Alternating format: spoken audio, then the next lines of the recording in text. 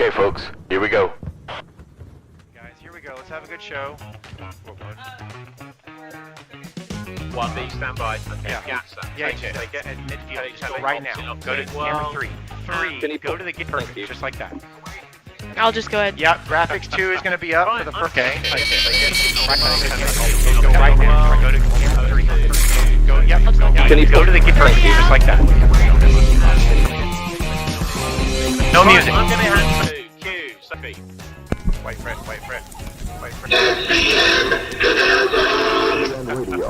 On radio in the Canal Zone. All right, guys, mic check. Go ready. Okay, Ricky, mic. Yep, I am ready. Wait for it. Willie, mic check. Yep, let's go. 1B, stand by. 10, 9, 8, 7, 6, 5, 4, 3, 2, 1, and we're live. Okay, and go for it, guys. Happy Valentine's Day, everybody, and of course, happy hour at the Balboa Yacht Club as well. It is Friday, February 14th. It's the day of love and friendship and all that good stuff, and of course, lots of love for our Zonian family out there, and then of course, lots of love for my co-host Ricky. What's going on, man? Well, just thinking of that one song, To All the Girls I've Loved Before. Of course, wouldn't expect anything less. What a special day. What a special day. Willie, we always talk about how lucky we are as Canal Zone boys because of our beautiful girls. Well, this is everybody from San Francisco, California, where we're just about freezing out here. Thank you so much for starting your weekend with us. Willie and I both born and raised in the Canal Zone, and we bring you our little show, the best happy hour on the internet, Friday nights. Again, thank you for being with us. Our happy hour brought to you by SCN Canal Zone. All you Zonians are very familiar with that. And you can always find us on YouTube and on Facebook, where you can catch many, many Canal Zone pages and be part of our community. And to that, Willie, we start our toast and our happy hour and our show. Salute, everybody. Mm-hmm. And keep in mind, although we are on Facebook, we do prefer, if you don't mind, go to YouTube and at the very least subscribe to the channel there. We want to get our subscribers up. We have had some issues lately with Facebook and the chats. So a lot of people that we normally see, the familiar faces we're seeing in the chats there, we're not seeing them pop up. And then when I jump into Facebook after the show, they're all in the chat there. They're saying hello. And so I feel bad. I'm not ignoring you guys for whatever reason. What I have found out from some of the support groups that I've joined is that Facebook, excuse me, Facebook updates their API, which is their APIs are a mechanism that connects a lot of different platforms together that have different software, lets them communicate. And so Facebook updates their software so much that the API doesn't catch up, and so a lot of times it's not just with EV Mugs. We had it before with the previous platform, StreamYard. Same issue. It was always glitching up with Facebook. There has been an occasion with YouTube, but that one seems to be more steady and more stable. So for what it's worth, if you want, jump on the YouTube channel. SCN Canal Zone is the YouTube channel, and we have all the shows on there, the previous ones, and then of course our show live tonight. And there you can definitely chat and be heard, as one of my coworkers says in our training team. But we got to I know it's a big part of our show too. Yeah, the comments and interaction, and there's interacting some of with those names us. that you're like, man, I mean, this is somebody that we say hello to and interact with on every show several times, and we get caught up on the show ourselves, and so we're not always paying attention. But then when I see them in the chat, I'm like, well, man, they're so and so. I haven't seen them in a while. And so anyway, keep that in mind, guys. If you want to comment, come over to YouTube for sure. But we'll see what happens. Maybe tonight we'll get lucky. But anyways, guys, this is what you can expect from our show. Our show will bring you great school memories, both from Balboa High School and Cristobal High School, which we have a show coming up next week class of 75, Balboa High Mhm. School. We Yeah. also bring you what the work life in the Canal Zone was like, what life in general was like, how the Canal Zone government treated us, and had us living. We talk a lot about that, especially in our Back to the Spillway, which tonight we're going to be doing that. We also bring you a historical episode once a month with David Dahlstrom, and we get into some great Canal Zone Panama history. And Willie, I'm telling you, this stuff is not even taught in schools. The stuff that we review on Oh, this without show. a doubt, man. Have we learned a lot that and again, we never are knocking the school system. They did the curriculum that they were given, but the Canal Zone history itself was really not part of that curriculum, Well, other than even knowing. yeah, and today you hear it that even the Panamanian schools are not teaching this history. Correct, correct. So we So bring you guys a little bit of history. So I hope that it becomes a trend and people catch on, because there's yeah. a lot of truth that is missing about the Zonians and the Zonian community. Well, and it's nice to have And somebody that's now being recognized as a historian. And in all honesty, Dave Dahlstrom, we used to joke around when we first started doing this, and we would call him our historian, non-historian, because Dave's very humble and says, hey, I'm not really a historian, but when you start thinking about, well, what is a historian? Somebody that's read and become knowledgeable on a subject from the past and shares it and explains it and uses it to teach and educate. And that's exactly what he does. So much so that the other day, for example, there was a Facebook posting and somebody was asking about the wood that was used in the houses. And they started throwing out all these, it was this wood, it's that wood, and whatever. And I said, actually, the wood was brought in from California because of its you know its hardiness in this environment.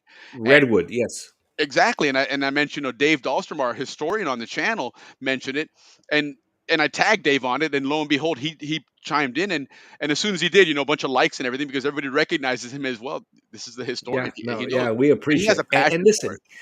and not only that, his parent, his great grandparents came to build the canal. I mean, he Correct, is as OG as it comes. But you guys, you indeed. will always get a good show once a month. It's the first week of the month. This show also brings you update of the Canal Zone community, such as our Hmm. Canal Zone reunions in Panama, the Panama Canal Society reunion, golf courses. I mean, golf tournaments. We bring you a lot of Yeah. that, and of course, the University of Florida's Canal Zone collection. Yep. So, Which we'll guys, be thank you tagging on so tonight. much. Yes, thank you so much for being a part of us. Truly, we enjoy it. And that Yeah, we sure do. concludes our long intro. That is our long intro indeed. But look, it's nice to see that we have some comments coming in from Facebook, and there's Rich, who's one of the people that we see a lot on the show, and glad to hear from you again. But it turns out he was chiming in on Facebook, and they just weren't showing up. So Yeah, I'm glad right those are, on. and Well, happy I'm glad it's Valentine's to working. you as well. And Michael David Sparling, same thing to you on Facebook. Happy Valentine's Day. Good to see you there. And then from YouTube. So we are definitely on both channels. Paul Austin, good evening. Paul's Everything going to feels join us for great. some Everybody's in. Right motorcycle on, shows. Paul. Yep, Yeah, yep. Paul's an Atlantic sider that has a lot of info and photos and great memories of motocross racing and motorcycle racing in the Atlantic side. So we're looking forward to another round of motocross talk on here, which Yeah, will we'll bring definitely. Jerry in to chit chat with the Atlantic Siders. Absolutely, absolutely. And then we've got our friend Jim Duffus is absolutely. We're happy to be part of everybody's Valentine's, and we'll keep the show short tonight. We're gonna try and keep it an hour and a half. That's always our goal. But Yeah, so you guys can get back to your you know, loving. we get when Dave Dahlstrom is on, and he's got so much history. You just we're happy to I hear know, it. but And we do try to do the first part of our show shorter whenever we have guests, but Willie, it never works out. The news is always so good. The bochincha is we always so always have good. something to say. Oh, God. That's the bottom line. We always have something to say. So. So we have a lot tonight, too. So we're Yeah. trying to go as fast as we can, guys. We Yeah. sure do. Hola, amigas and amigos. Yes, hello to everybody out there. Glad to have you guys on for sure. Enjoy your Friday night hanging out with us, having a beer at the Balboa Yacht Club, and we're going to be talking about some class of '75 stuff a little bit, really, because they're coming on next week.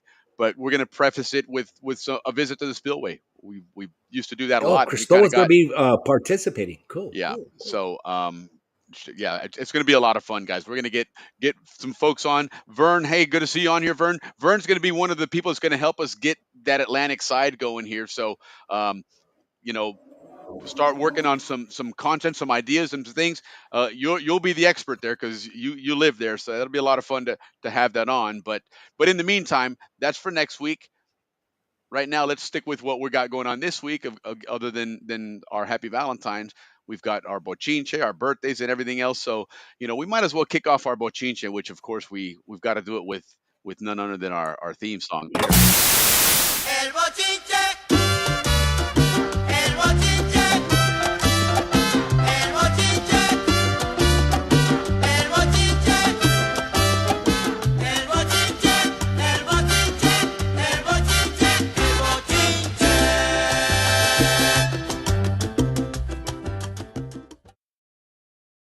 I bet you the numbers go. Yeah, I got to fix that transition. It was supposed to do it automatically. It doesn't seem to do it anymore. But nonetheless, we are here with our bochinche. Ricky, what do you got, man? Our bochinchero. Hey, and thank you, Alex Reyes, for starting the bochinche show, and that I happened to steal from him. Nice. Sin querer queriendo. No. Well, anyways, guys, here we He start. gracefully said that what it is. Although he did make a good point that we use the term bochinche quite loosely because bochinche in its true meaning is gossip.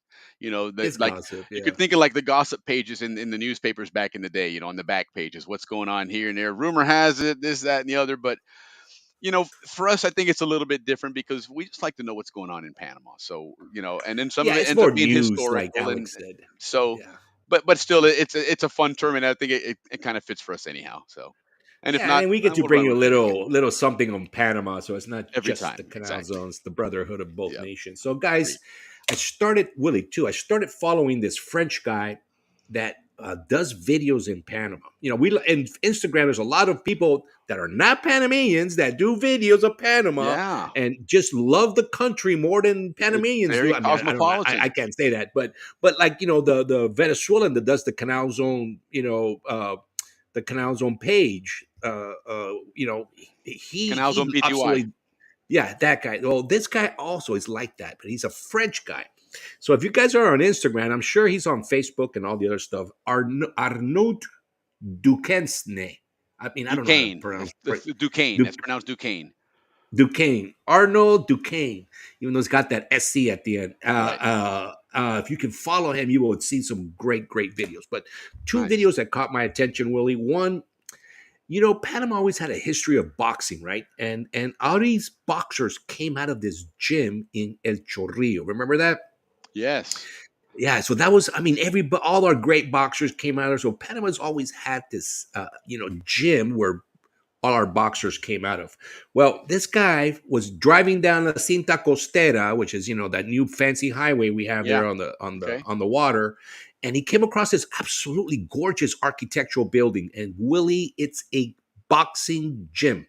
It's the step up from that Chorrillo, but this one is called oh my goodness, I didn't write down the name of the building, but it's Cinta Costera, and it's just in a gorgeous only boxing for Panamanians, free, and they have trainers there that are professionals. What a gem that Panama has done to continue the boxing story in Panama. And then his sex. So that's one good thing that I saw that you would see on his page. The second one that he did was he walked around this neighborhood, and I'm sure we're all familiar with this Cangrejo. That neighborhood growing up, a lot of Canal Zone school kids, Panamanians that went to Canal Zone schools. A lot of them lived in that area. Charlie Thrush, Eric, Cangrejo. That was some money there. Yeah. The Wongs lived there. The Rees, Carla Rees lived and her family lived there. Yep. Jill Burns lived there. She's always on our show. My grandparents actually lived there as well as Aristides. So, I'm always familiar with Cangrejo. Sure. But if you guys remember, they have great parks, nice sidewalks like no other place in Panama. Yeah, they weren't all blowed up there. And their restaurants, their restaurants are phenomenal, and they've been around forever. Like Manolo's has been there forever. Yeah, of course. and a few others. But when I go to Panama, there's a hotel in there that's where I stay too, Cagreo, because it's a lot of walking you can do Interesting. in that. Well, here's that guy So you were talking about, that yeah, Arnaud Duquesne. He's actually Belgian. oh Uh, Belgium, there you yeah, go. digital creator, Belgian, living in Panama, and he's got, of course, if you go to his page, which I think I'll just go ahead and follow it now, but he's got a lot of cool stuff Yeah, there. Like you said, look, he's he's a got some great. There's canal the thing fact. on the. Yeah, he has a lot of great stuff. I mean, Yeah. unbelievable. If you want to leave, what's all the latest? So I've been following him. So I saw that he also, like our show, recommends restaurants and stuff. So tonight on the Bochincha, we're going to recommend 3 places Right on. that Arnoud has recommended. And I'm going to give you a Canal Zone comparison for pre-party in Casco Viejo. He recommends Cielo, which is a rooftop bar, and Okay. for us, pre-party would be like going to the Causeway. So this Right. is in Costco with the same view of the Causeway that we Okay. had. So you gotta go there pre-party 5 o'clock, like we would do the Causeway, right? Sure. And then from there in Costco as well, they have a place called the Piano Bar. Of course, because there's a piano bar there, and a lot of Panama's top musicians will go there and play for free, and you Okay. get to watch them. So that is an equivalent of going from the Causeway to the middle bar at the yacht club, right? To get Oh, that right one on. beer Okay. before you, yeah. So That's not it'd too be like far. that. Yeah. Yeah, and then for if you want to go out and enjoy the nightlife, like nightclubs and stuff like that, he recommended Furia.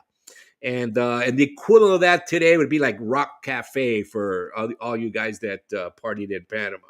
So, anyways, well, that's a little bochincha on him. I think something that the Zonians would have really liked if you followed him, because you would get a lot of what's going on in Panama. Like the latest. Rather than just the historical part like that we bring you. Another recommendation. This one's coming from my brother Roby, who had a birthday 2 days ago. So happy birthday, Roby, for the second week. Yes. His favorite restaurant, which I'll recommend as well, because Roby has that kind of taste, is called Els and in Costco as well. So Willie, Costco it's now ground zero in Panama. Yes. I mean, it's like sure is. everything starts from Costco now, and then Yeah. out.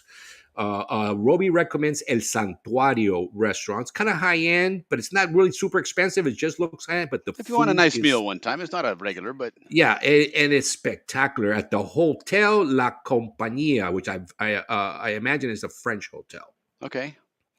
Because the way they spelled it. So Sure. that's those are the 2 recommendations we bring you today on El Bochinche. There you go. Another good bochinche, Willie. Right now in Panama, for us, right around this time was the end of baseball season. But in Right. Panama, Willie, Little League football, which is now called Kiwanis Football League, Right. the jamboree starts this week. Now, Panama's been playing football in Panama. They've got 2 great stadiums down there, right? The one by the racetrack, which by the way is called Emilio Arroyo, but he's not from our family. I think they're more from like the Sona up in that area. And then there's a second one in Costa del Este, real high end. I mean, it's financed by Copa, and it's like an NFL training facility. Really, really fancy. But this is what they're doing: the Kiwanis Football League, aka Little League Football, that we know is. They're doing their jamboree at the Balboa Stadium. Yep, that's right. And they're It shows because the they legacy that the honor Canal Zone left with football in Panama. they honor that stadium as where the birth of football came from, which brings being me, I'm sure all the rest of you Balboa Rams, Sure. a lot of Absolutely. pride that our 'Cause we played a stadium big is, role in that. I mean, yeah, our when we stadium played is football, that was in its infancy. The Kiwanis only had, when you played, the Kiwanis only had 2 or 3 years in the league at that point. yeah. According to our historians, they came in 72. Yeah, so my Right. first So you were year what, was 76, 74. right? No, 74 was my first year. Okay, so there you go. 2 But years. they were good. They were already good in 74. They were Yes. good. Yeah. So they were really bad Listen, it took them like a 72 and year or 2 to figure it 73. out and figure out Yeah, what they and they needed, figured who it they out. needed, and quickly. Now, in all Quickly fairness, they had adapted. quite the talent pool to pick from, but nonetheless, they still adapted to the game Yeah, really fast because they were a whoever they contender were every year for the championship. after that, every single year. So Mhm. whoever recruited for them was a genius. They knew because those guys were all about speed. If you remember, those guys were Yeah. fast. Yeah, and it's And like then when Coach we used to Cotton's on, he joke always that they would tells us show up with mustaches they did, and they and well, they drive cars. that was the joke that the kids they'd get out with their kids to come watch the game, watch Dad play Yeah, football. let's go play the game. I mean, But we Coach couldn't Cotton used to believe always how. say that they executed really well. They Yeah. had a one play that was it, they turned to the left and then they turned around and handed it to the right, and it was just a misdirection. Counter. It was Yeah. just, I mean, but so well run. It just, I mean, it wasn't a counter in a sense where the running back went this way and went that way. It was the quarterback would turn and one guy would dive to the left to the maybe the Got one you. hole, I guess, and he'd turn around and hand to the guy going to the two hole. Yeah. But No, they were good. They were good. they were Yeah. really good at that. It was frustrating because you knew what they were going to run and you still couldn't stop it, or struggle to stop it. Yeah. So They had a history of good quarterbacks too. yeah, So they anyway, did. so their jamboree starts now. So football starts now in Panama instead of like us in Yeah, August, and our friend September. Fulo Linares, who's quite the personality down there on radio, and I listen to him quite a bit. Ricky, I know, listens to him quite a bit. Um, he played a big role in that. Romulo Rooks, who ran for president, was playing football there. So yeah, there's a long history there, and it's a history that we as Zonians can be proud of having helped to build that and establish that, and that could be one of these long standing after we're long gone that football there came because of a lot of what we did there and gave these guys some good games and kept the sport popular down there. Oh, good games for sure. Well, that's what Alex was talking about last couple of weeks. That the Canal Zone's still going. It's not dead. It's still part Yeah. of the network It's of morphed. Panama. And Willie, the other bochinches, Mark Cicero's music. Oh Yes. my God, is that it? Listen, I have like 900 followers, I guess, or 850 followers. 600 of those 850 viewed and liked his video. And a lot of the comments, Willie, were like very catchy. It's a I have to listen 2 times. One person said that. He goes, I can't just listen to it once. I have to listen to it twice. They Yeah. love it that much. No, it Very, absolutely. very, very catchy. What were the numbers like on Facebook that you were monitoring? So I put it on a couple of the channels there. Of course, the Pan Canal Society channel. I put it on Panama Canal Zone Zonians, which is a big channel.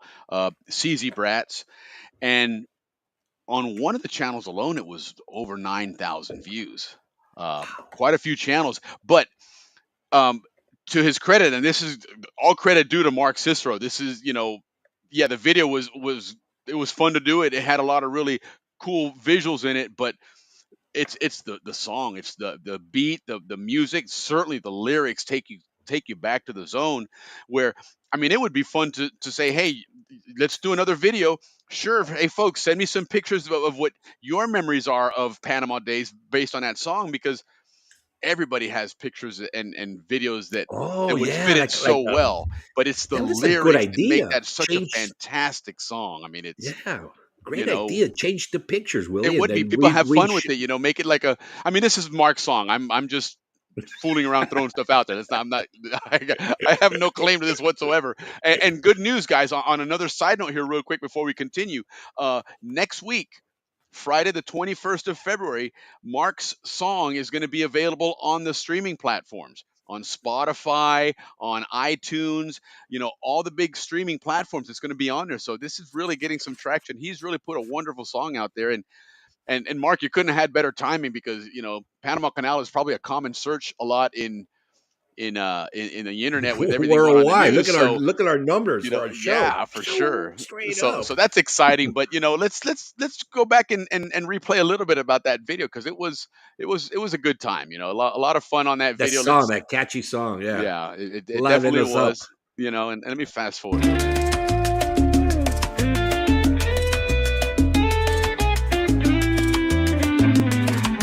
I love being raised in this tropical land. Miles of beaches with beautiful sand. Ships in the bays they pass through. View of paradise for the captain and crew. I always remember That's so the much fun. mango That's so trees. Fruit hanging low among the leaves. Napoli's pizza earns the crown. Clubhouse empanada's best in town. Park roadside where the causeway ends. Love that too.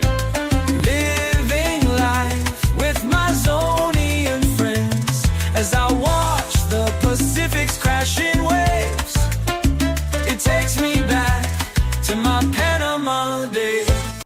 about that? That does take me back to my Panama days. Just hearing that whole Napoli's pizza in the clubhouse one, it's not only the visuals that you see there. You're tasting that pizza. You're tasting that empanada at the clubhouse. Yeah, Oh, Napoli's won the crown. yeah, without a doubt, Balboa man. Clubhouse, empanadas, best in town. Great, Yeah, great, great absolutely. words. Fantastic tune. But let's say hello to a couple Yes. other people before we continue. Yeah, Panama Steve, Days. talk to him. Yeah, no doubt, Steve. It's a fantastic song. I mean, it really captures the zone absolutely perfectly. Let's see here. Jim Duffus, recipes, running back Matthews, 73. Think about you often, amigo, passed during football. Oh, wow. I didn't know that. That's so sad. Wow. Well, yes, rest in peace then for sure, BHS 73. Oh, that's a shame. But But it happens almost every year it does. somewhere. It's one of those things, Hey, what's up, it's Chris? when the Lord calls you, the Lord calls you. There's, it's everybody has their purpose. But yeah, okay, so Chris, yeah, of course you better be home. It's Valentine's Day, right? Absolutely. Glad you're home Can't then. be flying on Valentine's. Yeah, heck yeah, Valentine's Day. You got to be home with the with the loved one for sure. So, but anyhow, Well, Willie, speaking of Panama and the song bringing you back to Panama, Panamanian exports to the United States have increased 14% from 1 year, just in 1 year. And a lot of this increase, guys, has been these plantains that come from Bocas del Toro. okay, And these plantains are killing all the other plantains in the American market, especially in the Miami area. Now, I watched the show on who this plantain guy was and what's going on and the reason why are they outselling everybody, and it's just like the new plantain to buy. Three things: A, price. They were cheaper than everybody else. B, our plantains in Bocas del Toro have less skin, more meat. Because how the plantains, you get a plantain from the Caribbean or Mexico. right, And then when you peel it, the plant the meat inside is real skinny, correct, right? Because it's mostly skin. Well, right. the Panamanian ones is thinner, so you get more skin. And for some reason, being thinner, it stays greener longer. Isn't that interesting? So yeah, so you can do Miami, and obviously it hits big because you have Haitian culture, Absolutely. you have Dominican culture, Puerto Rican, Cuban, and they all do what we call patacones. They do tostones. Stone is yes, Yeah, correct. and apparently they're just perfect for the tostones. So cheers to those people in Bocas de Toro that figure Nice, out well to done, sell. guys. You put together a Well nice done to one. sell platins to Heck yeah, America, that's right. Hell and yeah. they're killing it. They can't make enough of it. There's a So place here right in on. Tampa. It's a Venezuelan place called El Perdigon, and it's a little hole in the wall. Which usually the hole in walls are the best ones, and this one is no Always. different. And I mean, if you're a carnivore, this is a place to go because they serve you a platter that's just got, I mean, all kinds of meat, and they do the tostones. But what they do is that's basically a smashed plantain and then it's fried. Well, they smash Correct. several together and make a big one. Oh To no, put they on. make bowls like soup Yeah, it's bowls. amazing, man, because They that has make got all such kinds of things. They flavor to stuff it, them. man. They stuff them as well. Yeah, indeed, indeed. Hey, Yeah, real yeah, quick, yeah. that Panama Days, like I said, next week that's going to stream. Go on to Facebook, mark.cicero.73, and you can go on there. There's a pre-registration for that stream, so I guess you get notified of it when it comes out. So, go check it out, and if nothing else, give him some patronage, guys, because we want to, we want that to spread. He's putting it out there, and he's got two more songs he's going to launch as well. Mark's going to Yeah. get that music career going in here, and let's help him as Zonians. Let's boost his numbers where we can. So visit the Facebook page and go on to the link there and get signed up for that pre-stream because that's exciting stuff for a fellow Zonian to put something out there. Fellows, right on, man. Yeah, heck yeah. Moving on to our bochinches. Tonight we're going to be doing Back to the Spillway, guys. We're going to be doing the year 75. We'll be doing the first part of the year. I'll be doing the second part of the year. We got some great stuff coming on real soon with that. And before we get into Panama updates, just letting you know our political think tank group has been working on 4 new angles because right now everything is redundant and a lot of rhetoric. So Yeah. we're looking at in the think tank, we're looking at cybersecurity. It's becoming a big thing now. Science cooperation, the BRIC the BRIE footprint, which is the Belt and Road Initiative footprint in the Western Hemisphere, and of course the military assistance to the Panama Canal. So in the coming weeks, we'll be talking more about that. But Yeah, it seems tonight, to be shifting away from a directly a problem with Panama and the United States to more so it's becoming apparent that this is a problem between the United States and China. the And United States and China, unfortunately, correct? Panama is caught in the middle of this, and that's not gonna change one way or the other. I mean, there's certain things that the United States wants, and there's certain things that it's very apparent that China wants, and it's neither one's gonna give up one way or the other. Panama, some people can say Panama is stuck in the middle and they're suffering, but truth is, in a lot of these situations, the one that's got the commodity everybody wants ends up being the most valuable player of them all, and then they're going to get the best offer they can get. So who knows what's going to happen? But there's not a lot we can go back and forth over, other than just say, stay tuned. There's more to come, and we'll see how it starts to play out. Yeah. So on what we know up until today, that is just facts. Everything else is, like I said, rhetoric. Are three things, right? Actually, more than three things. One, that the Belt Road Initiative is over, right? Panama's out of it. Yep. China has said, "Hey, why do you do it?" And Panama And responded. that's a big step, guys. That's a really big step, because Yeah. that's the primary driver of all of this, is that Belt and Road Correct, Initiative. correct. It's the Belt Road Initiative. And, Molino just came on TV yesterday and said, look, we can still do business. We just are not, we're not going to do BRIE because Right. there It's not gonna be in bed there with you all hasn't the been time. any benefit to the country of any kind. None whatsoever. The ports, we all know the ports are being audited, so that's kind of on a wait and see.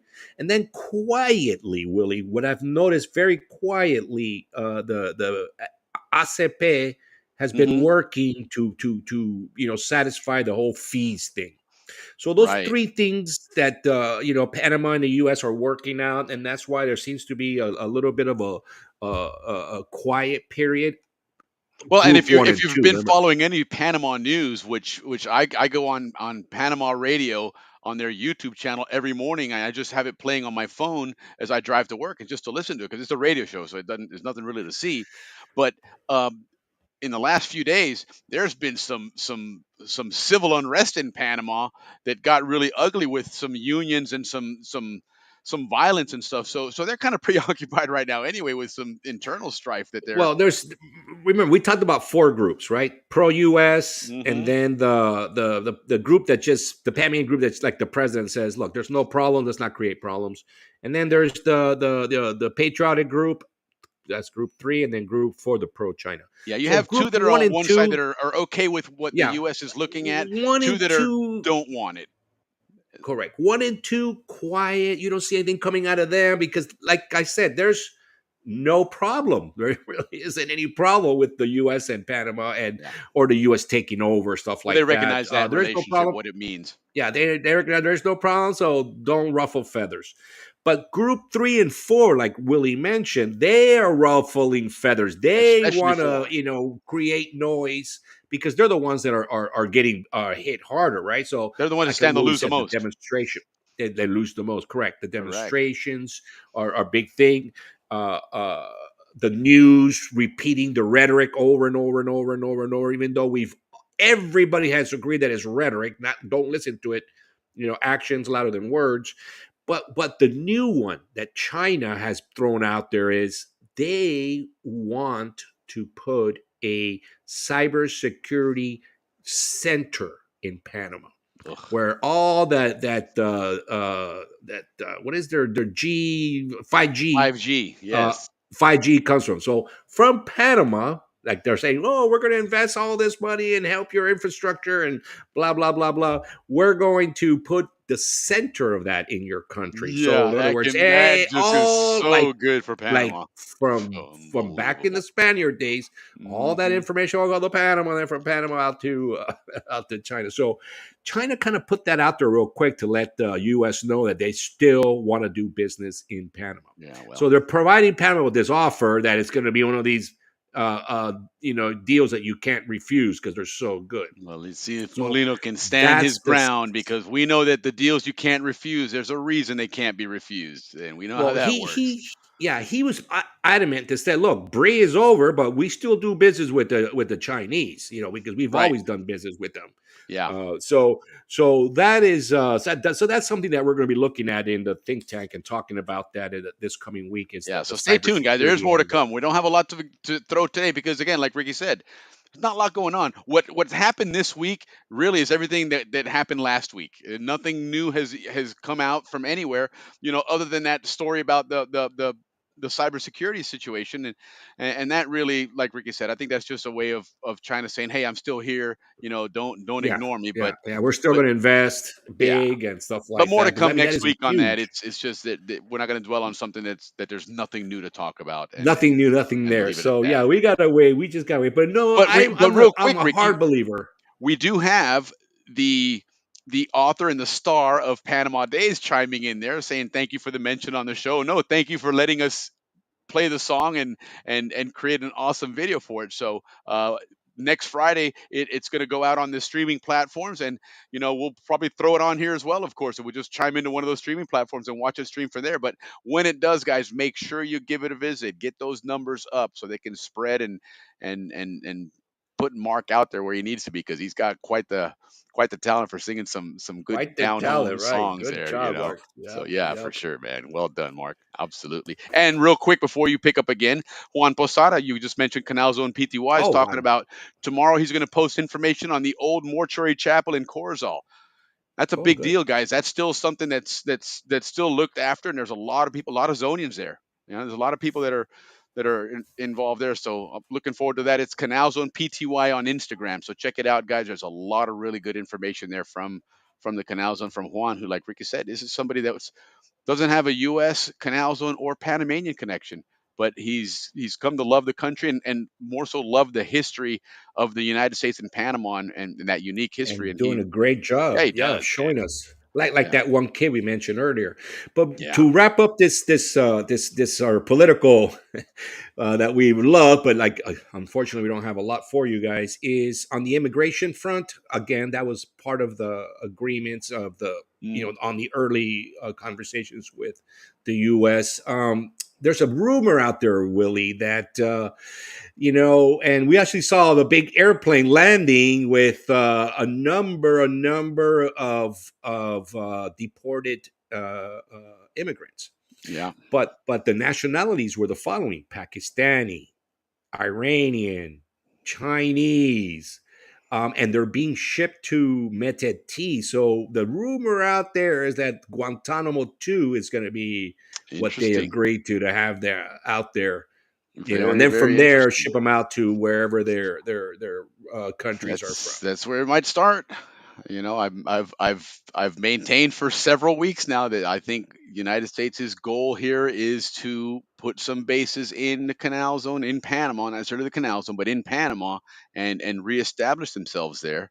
I mean, Maybe listen, not for the the Canal 60s, Zone, 70s, but and 80s, when you had all that strife in Central America, it never came into Panama for one reason and one reason only. There was way too much United States military there, so they knew better than to try and destabilize that place. And we know that that's look what's happened in Venezuela. Nobody 20 years ago would have ever dreamed that Venezuela, such a democratic, capitalist, successful, wealthy country with all that oil, would become such a poor, totalitarian, Marxist country.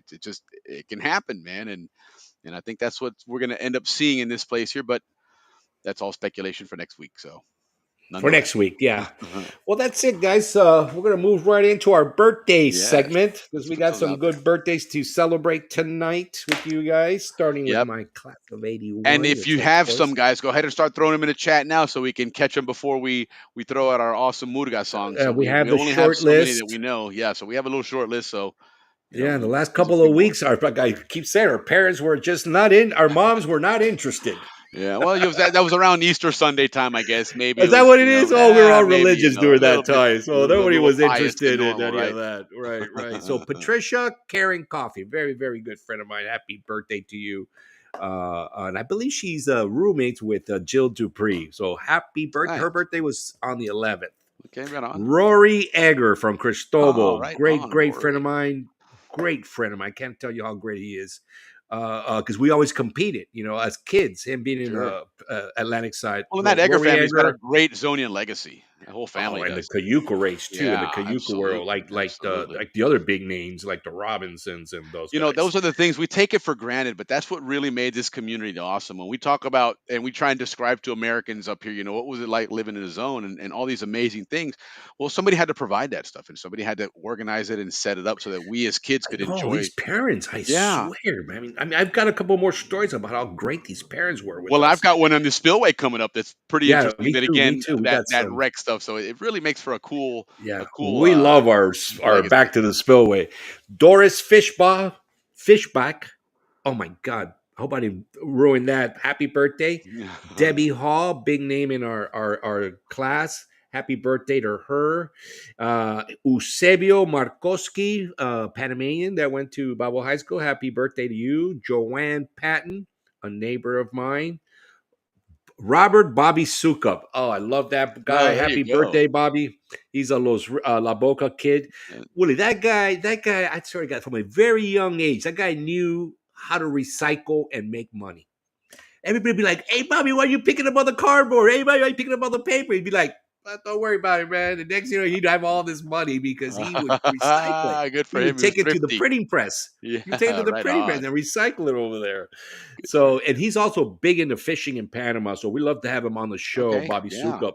Yeah, a lot of guys my age love that guy. He was Nice. okay. That would be He's a cool. good guy. And then Lena Will for class of 81. Happy birthday to all you 81 guys. All right. Now Happy birthday. moving on, big names here tonight. Eddie Dolan, Oh yeah. great, Right great on. Zone family. And he's also very involved with all that immigration down there. He might And be involved in retired. the in the Canal Zone reunion as well, which by the way, Oh, class yeah, of yeah. He '86, we are moving right along with that. So if you're gonna make it down there, Mark Ross reached out to me. Obviously, a lot of rock and roll music history there, and he said he would like to get some Zonian musicians want to get together and just have like some kind of a jam session. I was like, well, funny you mentioned that because Alex Reyes has one of those that he sets up at the Canal Zone reunion. So Alex, get in touch with Mark Ross, and we got set one up for maybe a class of '86, jam session there somewhere. So Yeah, and you older guys, I remember. I mean, it was right before my time. There was a big festival at the Balboa Stadium called the Toe Jam. I don't know if you guys out there remember that, but I yeah. remember they would have these great bands playing there. But anyway, so the Canal Zone and their musicians, we're Hmm. that's something big for us. Julia Maganini, happy birthday to Julia. A lot of us Balboa people remember the Maganini family. Yep. One of the first people to buy a house in Coronado. I remember that when Coronado first came out, the Right on. Maganinis. Tony Booker Haywood. I think that's Oh, yeah. He was Willie's my class. classmate in St. Mary's. He was a St. Mary's friend. Good Right guy. on. Fantastic guy. Booker. Call Yes. him Booker. Hola, Booker. Warren Gibbs, the little brother of one of our very good friends, Toot Gibbs. Yep. Happy birthday, Warren. Yeah, he's a tough kid. The beautiful Tita Kurani. Happy birthday to her. To your cousin and my cousin. This is where we're related. Luis Perez. Yes. Happy birthday, Luis. Yes. Yes. Feliz cumpleaños, Paul Luis. Vladish. Paul Vladish. Happy birthday. Yep. Renee Tiger Acuna. Big, tough kid. Yes. Happy birthday to Yes. you. And Kevin Barnes. Kevin Barnes. Yeah, Kevin Los Barnes. Rios. Kevin Los lived in Los Rios boy. Rios. Yep. Big name in the golf, Canal Zone Golf, Bob Mettinger. Happy Yeah. birthday to you out of Texas. I know he Right has on. a golf tournament. We like to talk to him about that. Yeah. Out of Cristobal, Debbie Egoff. Yeah. Happy birthday, Oh, Debbie. one of the Canal Zone sweethearts of all time, Melita Cazorla. Mm-hmm. What a beautiful human being. Of course, I grew up with her in El Prado, and her father was like one of the original detectives in Yes, the he Canal was. Zone Police. Yeah, he was one of Yes. the OGs there. Caroline Coffee. Happy Mm-hmm. birthday to you, the beautiful Bunny Kramer. A lot of guys my age were in love with her. She was so gorgeous. Still is, by the way. Carrie Brewer, happy birthday. Yeah. Her 64th birthday. Happy birthday, Carrie. And the last but not least, my very good friend, which we always had on the show, and for some reason we don't see him anymore, Purvis Ham. Happy birthday, Yeah. Purvis. Happy birthday, Hope Purvis. you enjoy your day, and we love to see you on the show. You ever not too busy? Yeah, absolutely. Join us one day and say hello and stop on by. But happy birthday, and to anyone else that we don't mention, feel free to throw your birthdays in. I did throw it on the post today. I'm going to try and do that a little bit more often, and at some point we will actually get something going with the calendar. We keep saying we will, but there's only so much time. And truth be told, Ricky and I have full time jobs. It's not like we sit around waiting to broadcast all day. So, we jump on now, and we've gotten it down pretty good where we can jump on a Friday and knock out a lot of Yeah, show get our show content. knocked But out, right? Our we agenda prefer not knocked to out. do that. We prefer to do it earlier. I've got some folks from the class of '75 that will be joining us next week. That's going to be a lot of fun, talking about their reunion, talking about what they enjoyed last month in the Canal Zone with the Panama Canal Zone reunion, and then what they have coming up in July, as well as start taking a journey through their senior year and see what was going on starting in August and first day of school. I always ask everybody, and I asked it like to our class of '86 the other day on the Facebook page.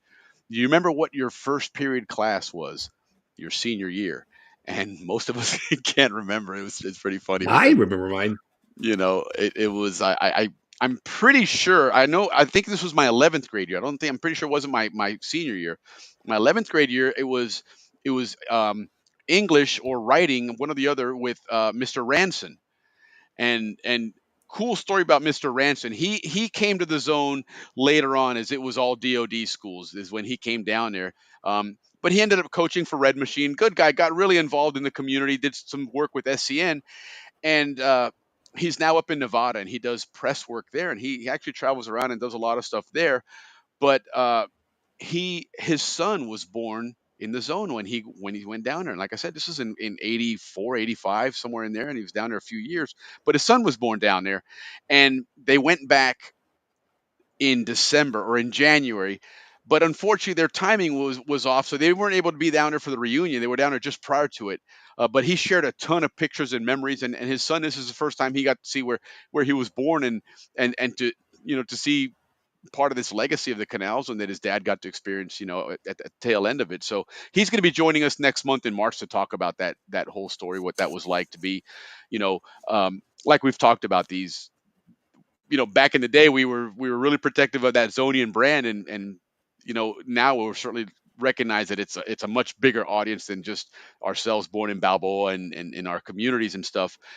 But he has a really cool story, and being that he has that press background and that writing background, I think it's going to be a really fun story. I think he's going to present it really well, and he took a lot of great pictures of all the different places in his own and get his perspective. So I'm really looking forward to that. That should be a lot of fun. And as Steve talked about here just now, Steve Tochterman, that CZR 2025 was great. It really was. I was blown away by the amount of pictures of all the quality events and how many people were there. So it was really awesome, a lot of fun. Yep, absolutely. Vern's talking about his sister Susan. Yeah, she was there. Yeah, Susan lives here in the Bay Area now. And she says Oh, 23rd of I know February, Susa 2001. Cantorian. Yes, yes, fantastic. We'll She's make a sure we. bodybuilder. Yes, she is absolutely awesome job doing that too. What a great girl. Very, very, very beautiful girl. And I mean, works out like you wouldn't believe. Just a fantastic job there. So kudos to her, and right on, Vern. Thanks for reminding us of that. We'll keep it in mind for the 23rd. And real quick, Mark just chimed in that mentioned that, you know, if we want to do, we're going to make something up with this. I think this will be a lot of fun where we can take someone that has some really good pictures. Some of the Hmm. pictures that I had for that video, or the videos that I used, were actually photos that I was able to put into motion through AI. So, in fact, on one of them, and I'm sure certain people may have noticed it, just nobody's bothered to say anything, which I guess is okay. But when it shows the baseball team, the fast lich, this is a funny thing about AI. It it it's really powerful. You can do some amazing things. You can do some crazy things too. Sometimes it's like, wow, this thing didn't even listen to me. But when it comes to lettering, for whatever reason, this is quite bizarre because it can replicate a face and move lips and fingers and everything and make it look so natural. But for whatever reason, it just a lot of times just totally screws up the lettering.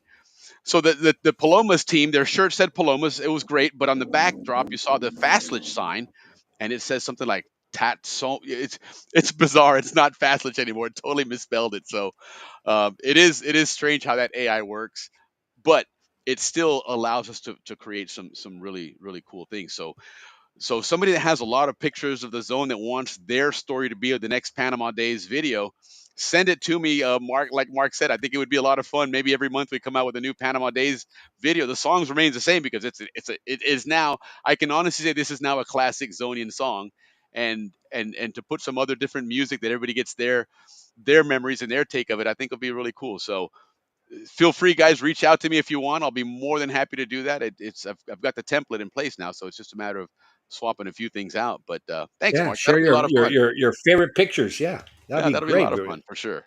So anyway, but again, happy birthday to everybody. And we can't end the birthday celebrations without, of course, our favorite Panama way of saying happy birthday. So feliz cumpleaños, Luis Hernan, feliz cumpleaños, Booker, happy birthday, and all the Zonies out there, salute and happy birthday.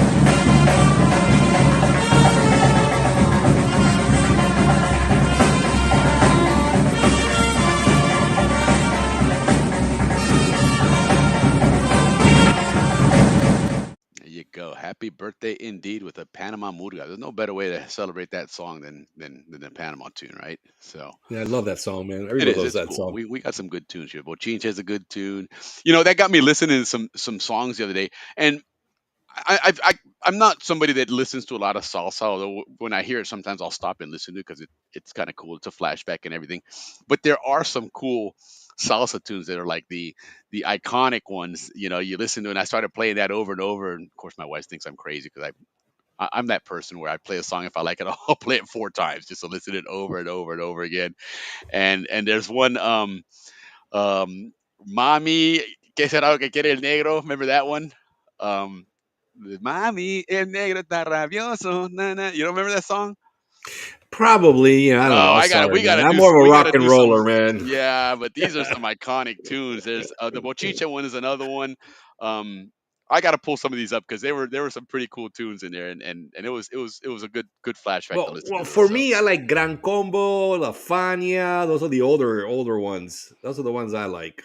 yes, well, and in Mark's Eddie video, that's the Gran Palmieri was Combo is really on good. there. And Yeah. what was one of their favorite or one of their well known songs from El Gran Combo? I'll tell you right now because I did play it, and in fact some of the the saxophone players and the trumpet players on Mark's video there are from El Gran Combo. That's them singing that song. What was it? El Gran Combo. Oh, the timing on that was good too. It was right on with the Right? trumpets. Yeah, it came out pretty good. I was happy with that. It took several takes. Trust me. It was that's the people that do that stuff. Oh, Brujeria. You remember that song? Brujeria. Na, na. Yeah, yeah, Yeah. yeah. Tu me hiciste brujeria. Yeah, That was that's a the good tune. famous one. You're right about Yes. that. Well, they Yes. have a whole bunch. They have some cool ones here. And you know, Chris has a great idea. We do, Chris. We started with the area that we were familiar with and comfortable with, you know, but the same thing is like we're doing with the Atlantic side. I never lived in the Atlantic side, so I don't have, you know, a lot of recollection, and for that matter, even any close friends that you would say are Atlantic siders in that sense that I grew up with.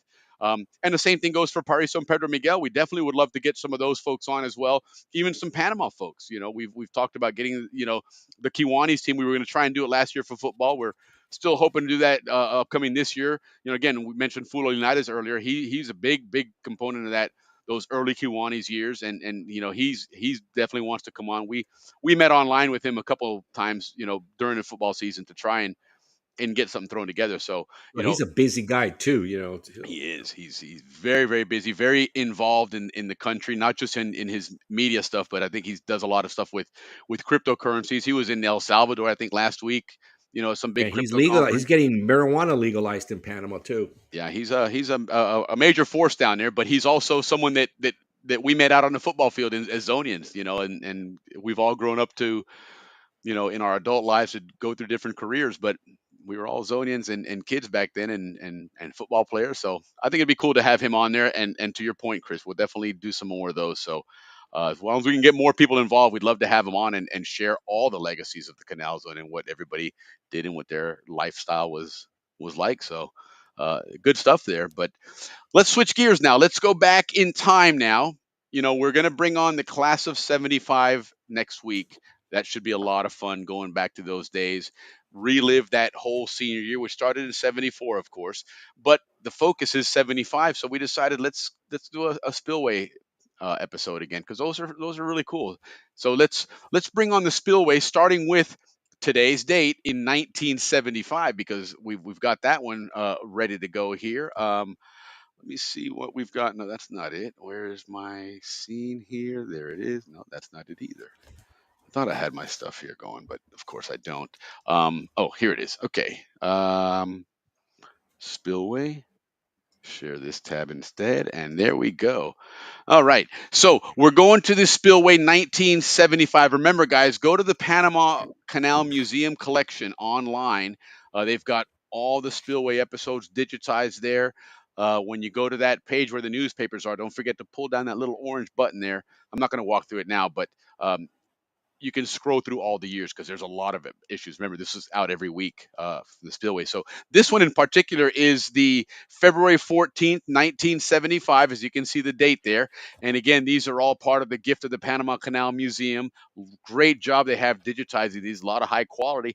But let's find out what was going on this Valentine's Day in 1975. Look, the Panama Railroad observes the 120th anniversary. This actually happened back in January, and apologies that we haven't been able to get our friends at Panama Road and that history group to get on here. We're still going to try and get you guys squeezed in, because there's a that's where it really all started. That's where the U.S. involvement in Panama really started, was the Panama Railroad, way before the Panama Canal. Heck, way before the French Canal attempt even. So there's a great history of the Panama Railroad that goes way back. And back in the day, the railroad was king in the world. In fact, when the Panama Railroad was running, it was the most valuable company in the world in the New York Stock Exchange. The stock shares of stock for the Panama Railroad were just through the roof, and it was the most expensive, or the most valuable company in the world, was the Panama Railroad at one point, which is another cool legacy of Zonians there. But so they were celebrating this in 1975. 50 miles, 3,000 miles across is what they saved in the trip, which is what this was all about. The railroad opened right after or right around the time it was in the matter of construction during the gold rush. So, Panama at that point was already a big transit point, but that time it just exploded because everybody wanted to get over there. And even at that time, it was still 1840s. The United States was not exactly, there was no interstate system. You were getting across the United States was still perilous and took a long time. For a lot of people, it was easier to jump on a ship, go to Panama, trek through that 50-mile stretch there, and then get on a boat to California and hopefully find their. Yeah. David told us 3 months before the railroad to get across, and then 14 days once they put the railroad in. Right. So It's from 3 months to unbelievable what it 14 saved, days. for Yeah, sure. yeah. Yeah. So that's interesting. So, happy anniversary, or happy birthday, I guess, to the Panama Road, a couple weeks late. But this is an interesting story I came across, and I actually mentioned this on Monday or Tuesday during one of those promo videos I threw out for this show. Was that there's a trial in 1975 to go straight through school days, and I thought, straight through school days, what are they talking about here? Well, it turns out what they're doing here and I don't know if this is maybe something exclusively to the military or to, the canal zone in general. So if somebody in the audience is watching and knows about this, certainly chime in. But apparently what it's talking about is in these schools in Fort Gulick, Fort Davis, and Howard Air Force, and Fort Kobe, they were going to do a trial period beginning on March 3rd of 75, where they were going to get picked up on the school bus in the morning, go to school, and then this novel thing, they were going to stay through for the day and then come home in the afternoon. And I thought, well, isn't that the way everybody's always done it? But apparently, what they were doing back then was you go to school in the morning on the bus, they bus you back home for lunch. An hour later, they pick you up again on a bus, and then they bus you back home in the afternoon. So I thought, well, that's kind of bizarre, but apparently that's the way things were back then. So I don't know if that's something you guys did. Let us know. We'd love to talk to you about that and what that was like to get home for a little bit and then have to get back out to the bus stop again quickly to get back to school. That's had to have been chaotic, I would think. But anyway, that was interesting. So that was something else I found in the 1975 issue of the Spillway. Picture here of a boat, and what does that say there? Recently placed into operation by the Marine Bureau is the newly purchased pilot boat, the USS Dorado.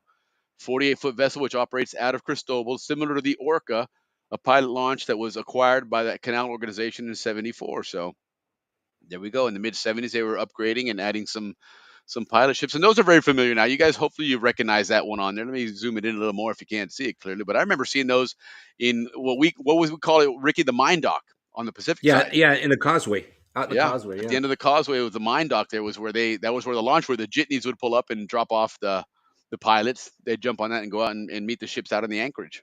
That was yeah. cool. Right on. We gotta ask our pilot where do they get picked up now? Probably the same spot. I don't know. He mentioned that I think it's they don't get picked up at home anymore. They have to drive their car, but to Diablo, and from there there's a I believe a car drives them from there, or a launch leaves from there. I think it is now.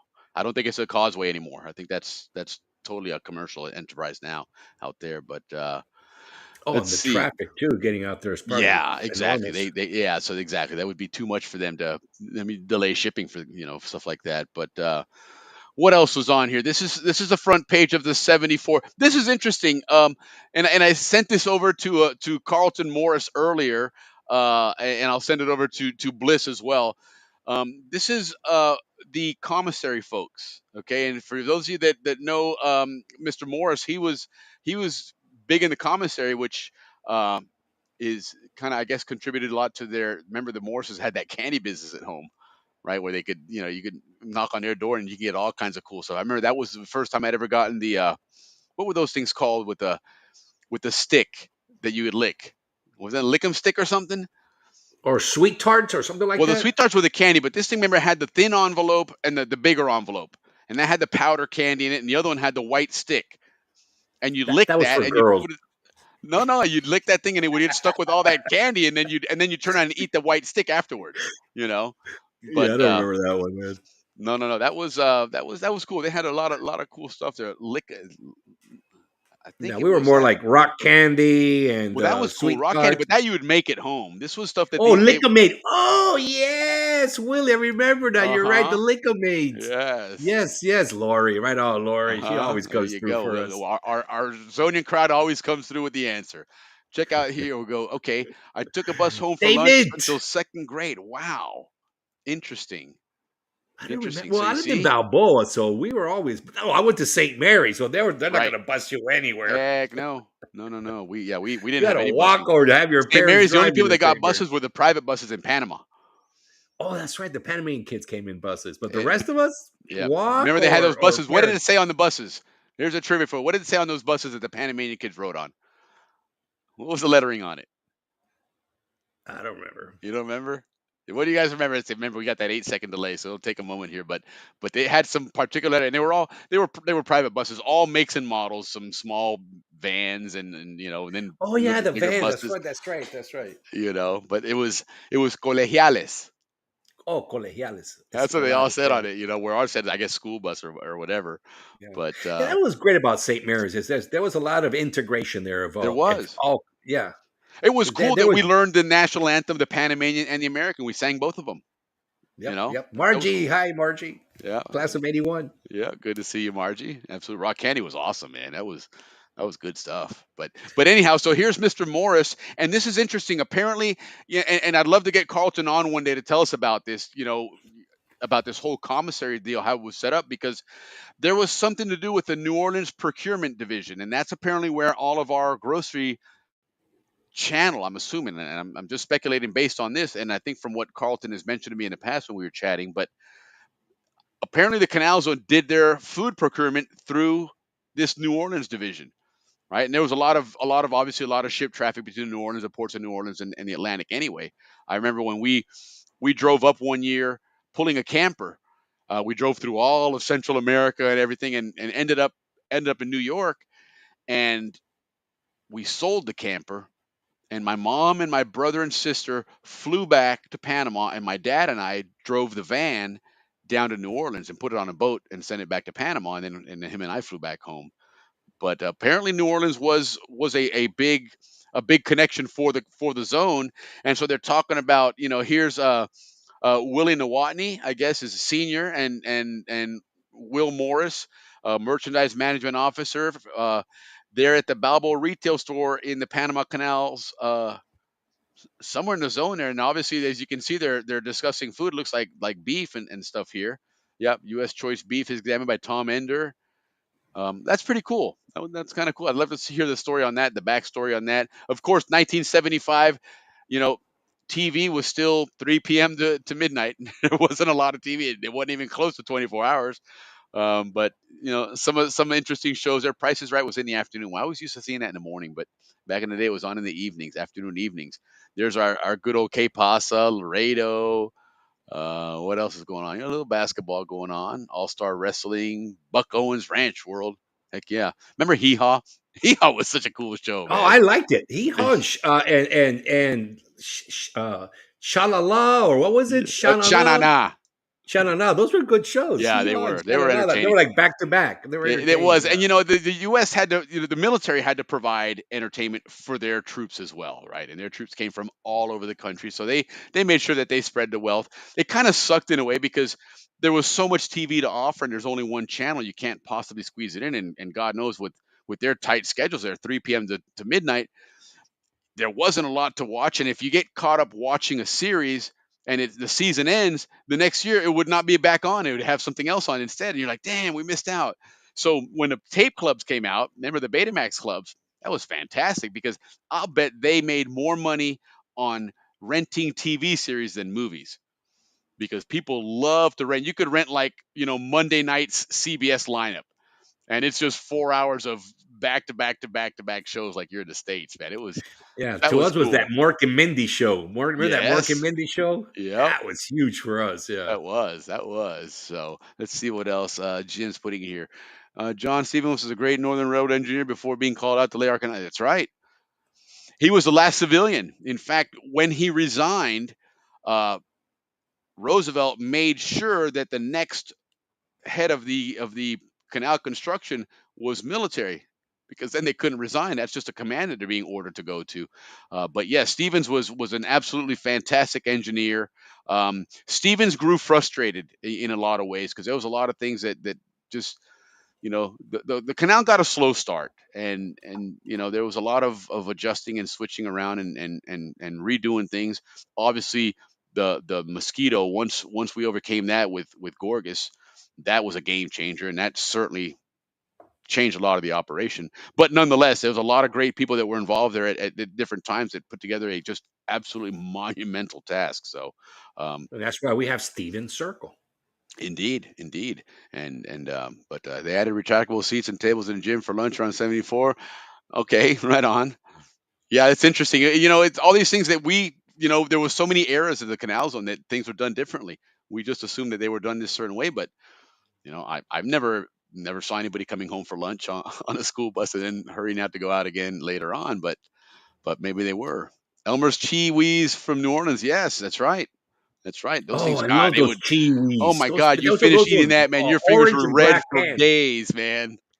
Right, the orange and black cans, like Yeah, thick yeah. metal too. It wasn't like cheap metal. I remember those cans. Sport games were too. That's right, they were, man. The sports was old, and fortunately, a lot of times the news was as well.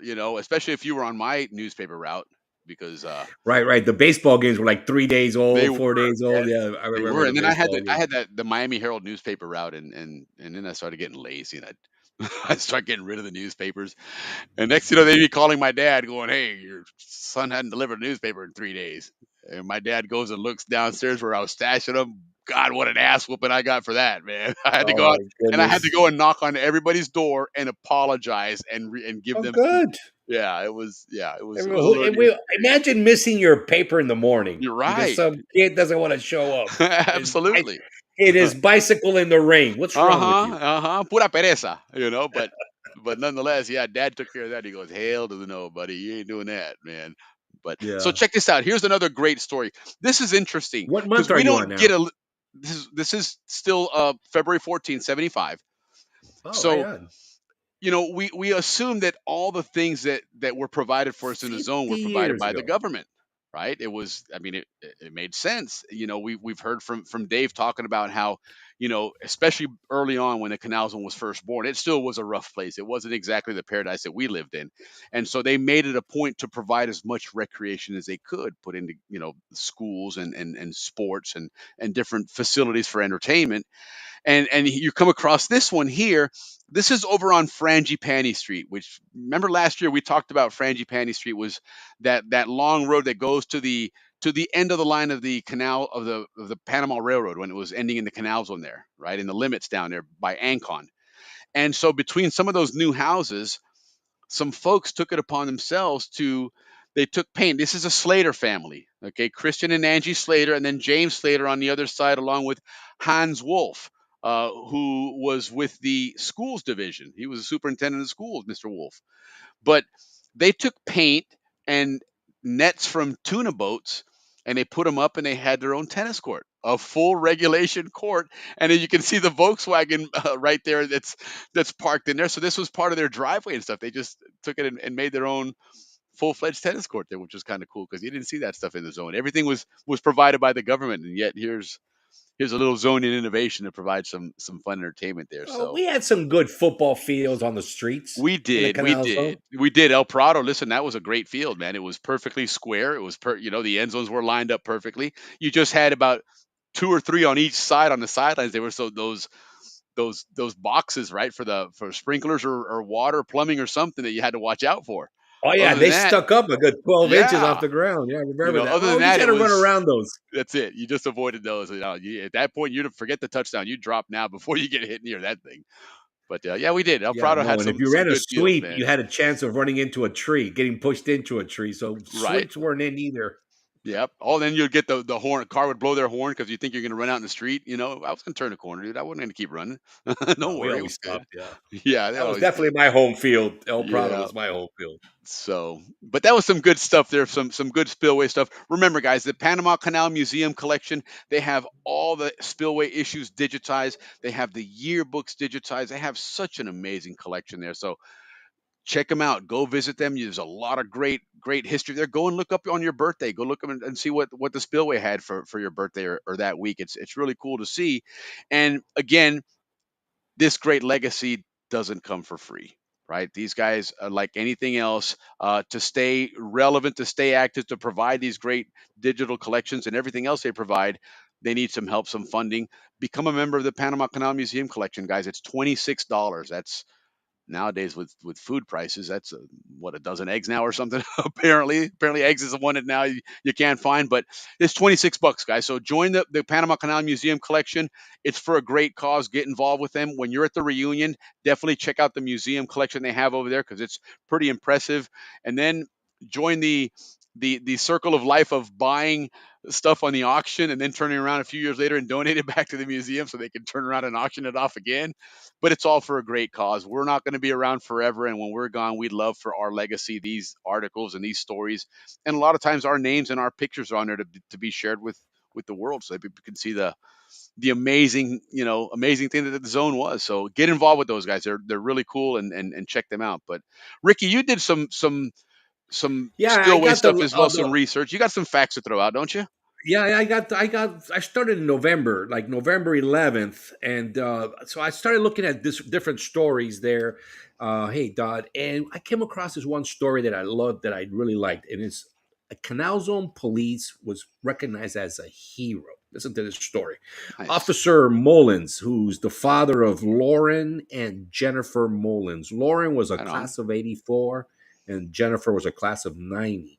Well, their great father, Canal Zone police, like our fathers, was patrolling around the bridge, on the Howard side, West Bank. and on the West Bank, and then he sees this young boy, a young man, drunk, and then he starts climbing up the bridge, to Oh, go no. jump off.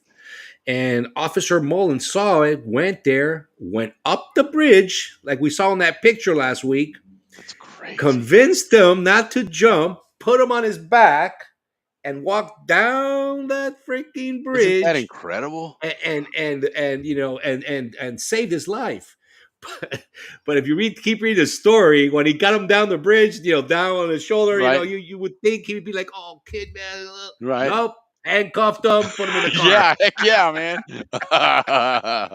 Nice Like only a go true so far. Canal Zone police, Yes, man. indeed. Heck yeah.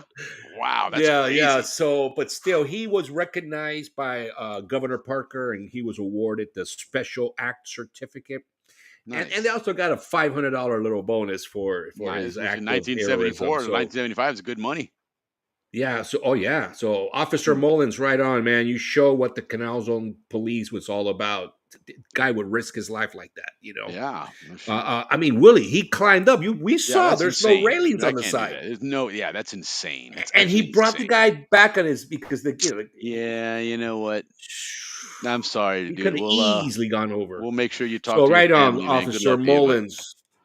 yeah, You did a good job. And speaking of Paraíso, Chris Jeffries, tonight, you know, I saw another good story there of a Paraíso High School graduate named Bruce H. Russell. And I'm bringing Okay. him up because he was recognized in the United States of a who's who among American students in American universities. This Okay. guy was a genius in economics. He went to Nichols College near Boston. Nice. So there you go. Somebody from Paraíso that we recognize. Nice. Well done. A That's a very, start. very intelligent young man being recognized like that. Speaking of recognized, Willie, and something I always talk to you about, how lucky we are as Canal Zone boys. One of our very own Canal Zone police daughters, the beautiful Kathy Kelleher. She Mm. represented in this year as Balboa, Miss Balboa Canal Zone in the Miss Teenage America pageant. Wow. Right on. And back in the day, that was a big event. You know, Miss US Sure. Teenage was big, like the Miss Universe. So she represented the Canal Zone, did very well. The winner was actually the Hawaiian girl. We did very well. She didn't win. Didn't say what place she came in, But still, but you know, she had an amazing time there. She was on TV, and right and the on. little cute story they had on that on the way back, the airline recognized her as a celebrity, and they were asking her Oh, for her nice. Oh, how autograph and cool. all that. How So cool. Kathy Kelleher had one What heck a of an great experience experience. as a teenager. Great experience. We grew up Yeah. with Susie Kelleher and Yes, I remember Sue. Walter and David Kelleher, which are Hmm. very good friends of mine. And then she became a lifetime member of the Miss Teenage American Sorority. Now, this is important because my little sister was a Miss Panama, and she's also part of a sorority. And believe me, these people do a lot of fundraising, Yeah. and they still do great deeds as members of something like of a pageant like that. So Sure. Kathy is probably one of those as well as a lifetime member. So right on, Kathy, congratulations to you. And she was also listed on Who's Who of Teenagers USA. So Nice. that's our little story there in 1975. And then, of course, we have a story, we always do, Al Sprague. Hmm. Al Sprague's story in 1975. This is late November now, early December. He came up, he designed the Canal Zone stamp, the new Canal Zone stamp, which is Right. Right. a 13-cent stamp and envelope. And I like what he chose for the stamp. He chose the dredge, the Panama Canal dipper dredge, which was famous dredge Hmm. called the Cascada. Now the Cascada came after the canal was open. Oh, yeah. But this thing was monster back in the day. One scoop, 15 cubic yards. I don't know if you guys know how much that is, but that's a lot. That's a 15 cubic big yards is about the scooper. size of almost a school bus. That's the equivalent. If 15 you cubic put it yards, in half correct. and So pile it, it would fit in the, yeah, that's a massive amount. yeah, it was built by Baccaris Company out of New York. They did Yep. all our dredges, and something else about Cascada. You know, I've done a couple of numbers on. I mean, stories that you guys I shared with you guys when the canal had to do some work on the locks, and they did it in record time, and at the same time there was a landslide. Yeah. And it was Goliath and Cascada that came in and Correct. did that work like that. So this is why he probably chose this dredge. 1916, 1 year in service in the canal, it broke the world's record for excavating Nice. 23,305 cubic yards in That's one day. incredible. That's all. That's like It's unbelievable. So, phenomenal. yeah, I'm sure that that's been broken, but back in Well, but back 1960, in our 1960, it Cascada, probably wasn't broken for a long time after that. And if a it was, long it was time, probably right, right. broken by another canal dredge. So he chose that, and then for the envelope design, he chose the Gailier cut, which makes sense, right? The Yeah. excavator, Gailier cut. And so that's what happened with Al Sprague in '75. He designed the Canal Zone stamp. Very nice. Well, in that Yeah, Cascada name, obviously, we also recognize it as being the lodge, the bed and breakfast in the middle of Balboa that Captain Andrew Eftimitis operates. So it's a fantastic place to stay in. It's right in the heart of Balboa.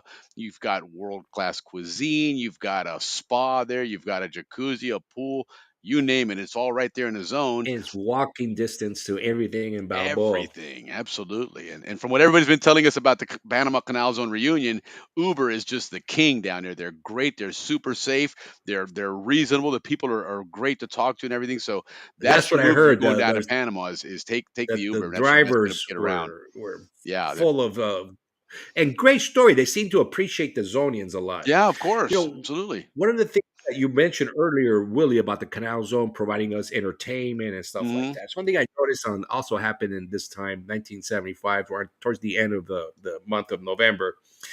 The governor decided that the Zonians, we're going to do a two for. It was the governor that made this change. Okay, We're going to do a 2-for-1 for the movies. You pay for one, and you got two a movies little BOGO on action. Tuesday. So I'm thinking, no wonder I'm always, Zonians, we always get out of one movie, sneak into the other, right? That's the Zonian thing we do. Right. Well, now I know it's because it was implemented into us by the governor by See, giving us they two for spoiled one us, Tuesday night at the theaters. and it took care of So Zonians.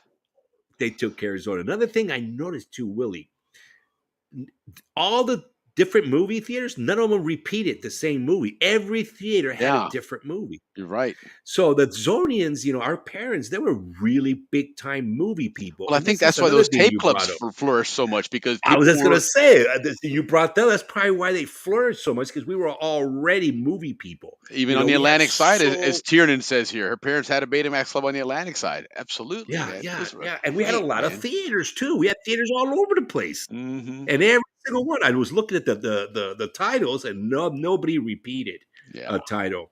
No, So exactly. 5 different movies, That's not so one cool. movie, 5 days. Every movie, every day they would change it. Right. So the Canal Zone, and so if you guys all like watching Netflix, don't blame anybody but Yeah, exactly. That was he the turned us governor all down there took into care of movie that. going, Yeah, fanatics. that started with with Uh, with Colonel Stevens way back in the day. That's who you can blame for that. But oh, that's cool. And then Lori also delivered newspapers. Right on. That was cool. That was a cool gig, man. You kind of that was one of those old Americana kind of things. You're on your bicycle. You got your Miami Herald yellow bag with the or red or orange lettering on it or whatever, and out there schlepping newspapers, man. That was pretty cool. That was a lot of fun. yeah. And one thing, Willie, I want to ask our audience: you guys remember what time the Owl Show started? Was it a 10 to midnight, or was it a midnight I thought it on? I was don't. midnight. I thought it was because your last movie ended around 9:30, 10 o'clock, and then they always gotta clean up and all that and stuff. And then always thought it was later, because in Yeah, I was wondering fact, this. remember Coach Cotton? I know when I was playing football on Rams, Coach Cotton, that was Friday night. We had football games on Saturday, so we had a curfew, and it was well known that he would borrow friends' cars and whatnot to drive around and see who he spotted there Scope going to the out. Owl Yeah. Show and hanging around Stevens Circle at night after the high school football games. You Oh know, yeah, because look, I mean, going to the Owl Show was huge in my time, right? So there was like 4 different hangouts, and it was just packed with kids, right?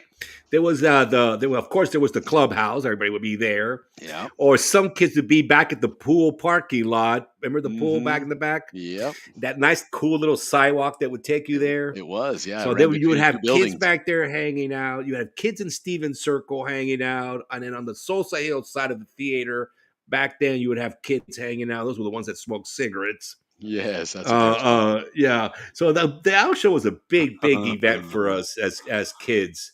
Just I don't remember exactly what time they started.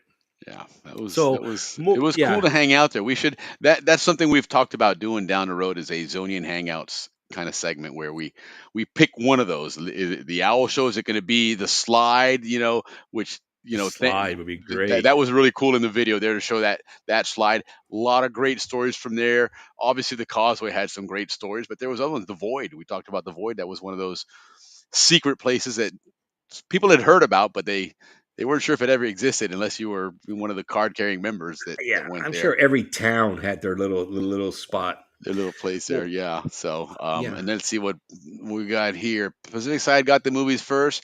They then rotated the Atlantic side, Margarita. I think had the owl show. Okay, right on. So you guys had an owl show. I would assume you'd have an owl show there as well. yeah. And the big deal Paraiso had was an owl that, show too. and at some point it was the uh, the air conditioned theaters, because even to the end there, Corey Heights never had air conditioning. Remember, Corey Heights was all, they had the Diablo didn't screens have and air stuff, but conditioning. it was it was, if it was raining that night, man, it was humid as hell in there, man. You were sweating, man, no matter how much they had the fans going, you know. Yep, yep. But and Well, then Corey moving Heights, you could on buy the beer. That was cool. Corey Heights, you could buy beer at yeah, the yeah, yeah, theater you there. could buy beer. Correct, That correct. was So nice. the next story I found, we're moving into like this early December was, I'd like to talk about the Canal Zone Way and, all the things that the Canal Zone did do with Panama, because it's Right. important for us to let people know that the Canal Zone was not 100%, colonialism and imperialism and all the BS that No, they brought. hardly. Well, listen to this, Willie. Right around at the end of the year, the Canal Zone government, they would hire 165 students from Panama. Of course, the Okay. best students to come work in the Canal Zone. Not like they do it today. They do it today is by your last name. Like if I was in Panama today, I'd probably be the freaking administrator of the canal, right? Because of my last name. That's how they do things now. Is they Right. hire by your last name, It's and the last nepotism. three board members that they just hired, Nepotism at its best. exactly, nepotism. But the Canal Zone government did it every year. They would bring in 165 students, okay, from the University of Panama or from the Santa Maria la Antigua, if you guys remember that Usma. university, USMA, or from the high school. Everything was merit based. So if you Nice. top kid, boom, Sure. every year 165. So I mean that is just phenomenal. I'm sure And I think, nobody Ricky, I even think knows that. that's part of what contributed to back then that relationship. Because even in Yes. Panama, there was a lot of people that were like, "Hey, you know what? While we're proud to be getting this canal, we want the U.S. to stay here. We love what the U.S. has done for us and it stands for us." And there was a lot of people. Well, The well, U.S. well, supported the middle class in Panama big time. big time. Like, what's the big gripe right now with what's going on? That the Panamanians don't feel a connection to the canal. Well, Correct. this is how the Canal's own government, in my opinion, of Exactly. course, was bridging that One of gap. many By ways. hiring, Exactly. yeah, You're right. hundred, yeah, that's unbelievable. Now, another great thing they did, I'm sure you've mentioned it before. They had a program called Hire a Kid program Yes. Yes. We in the talked about Canal that Zone, with the where, babysitting and stuff. babysitting and stuff. Well, all those Balboa kids, we all hung out the bridge or the Gap because they changed names. Yeah. Well, that's where you would go sign up as a kid to get your job because that's where the youth advisor office was. Okay. So Right that's on. why the place was so cool because whoever imagine running that, man, what a cool job That's that a must cool have been. gig to have there. I That's love almost that like place. Vince with the pools.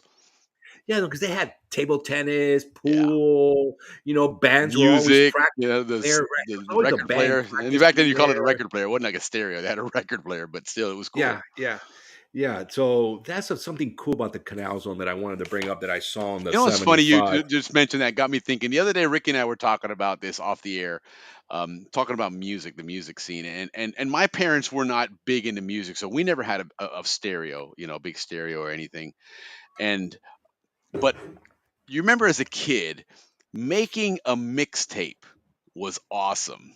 Where you'd take your blank cassettes and you'd go to someone's house that had a lot of records and had a cool stereo, and you'd spend the afternoon because obviously you had to play through the entire song and listen to it and then switch to put another one on from a different record. And what a blast that was. That was just one of those little fun, silly things that when we started talking about it, that brought some back some really good memories. I would always Oh go over yeah. to Harris Hearst. Harris Hearst was my neighbor, and they had a great music collection in stereo. And I would Well, love to that's go all there and make because thanks to Walkman. It was all because of yeah, Walkman. right, When the right. Walkmans Well, came but out, before and that, remember the oh boombox? man. Even then, you could Well, yeah, carry your before that, you're boombox. right. There was the boombox, but the Walkmans what really took off Yeah, with the playlist. that was cool. So we want somebody next week. You know what? If you're watching a show and you're going to tune in next week, send us your playlist. What was your playlist back then, or what was your best mixtape? Because that was, I used to, man, I used to love I doing have a that, man. Canal Zone playlist of all the hot, the cool songs. Basically, Nice. the whole jukebox of the middle bar and at Right, the right. yacht club. So Those what was were your the favorite that was song? the What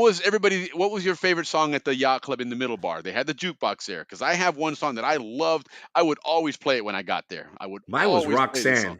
Okay, that was a Roxanne. great tune. That was the movie. Absolutely. Yeah. That was a great tune. Mine was The Devil Went Down to Georgia.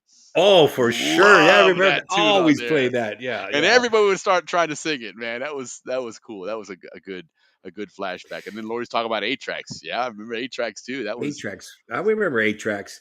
yeah. So, guys, another thing about the Canal Zone, which Willie, you're on top of all this, man. You hit on a lot of these points.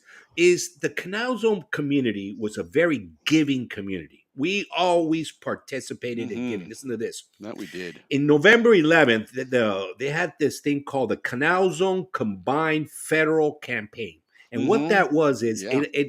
it got Zonians to uh, uh, donate money, but it went to this federal combined federal campaign so that like today a lot of people don't like to give because 10% goes to the cause, Right. 90% goes to To the administration. administration fees. Yeah. Yeah. Well, this was not. This all went to a pot, and then 23 agencies were supported by this pot.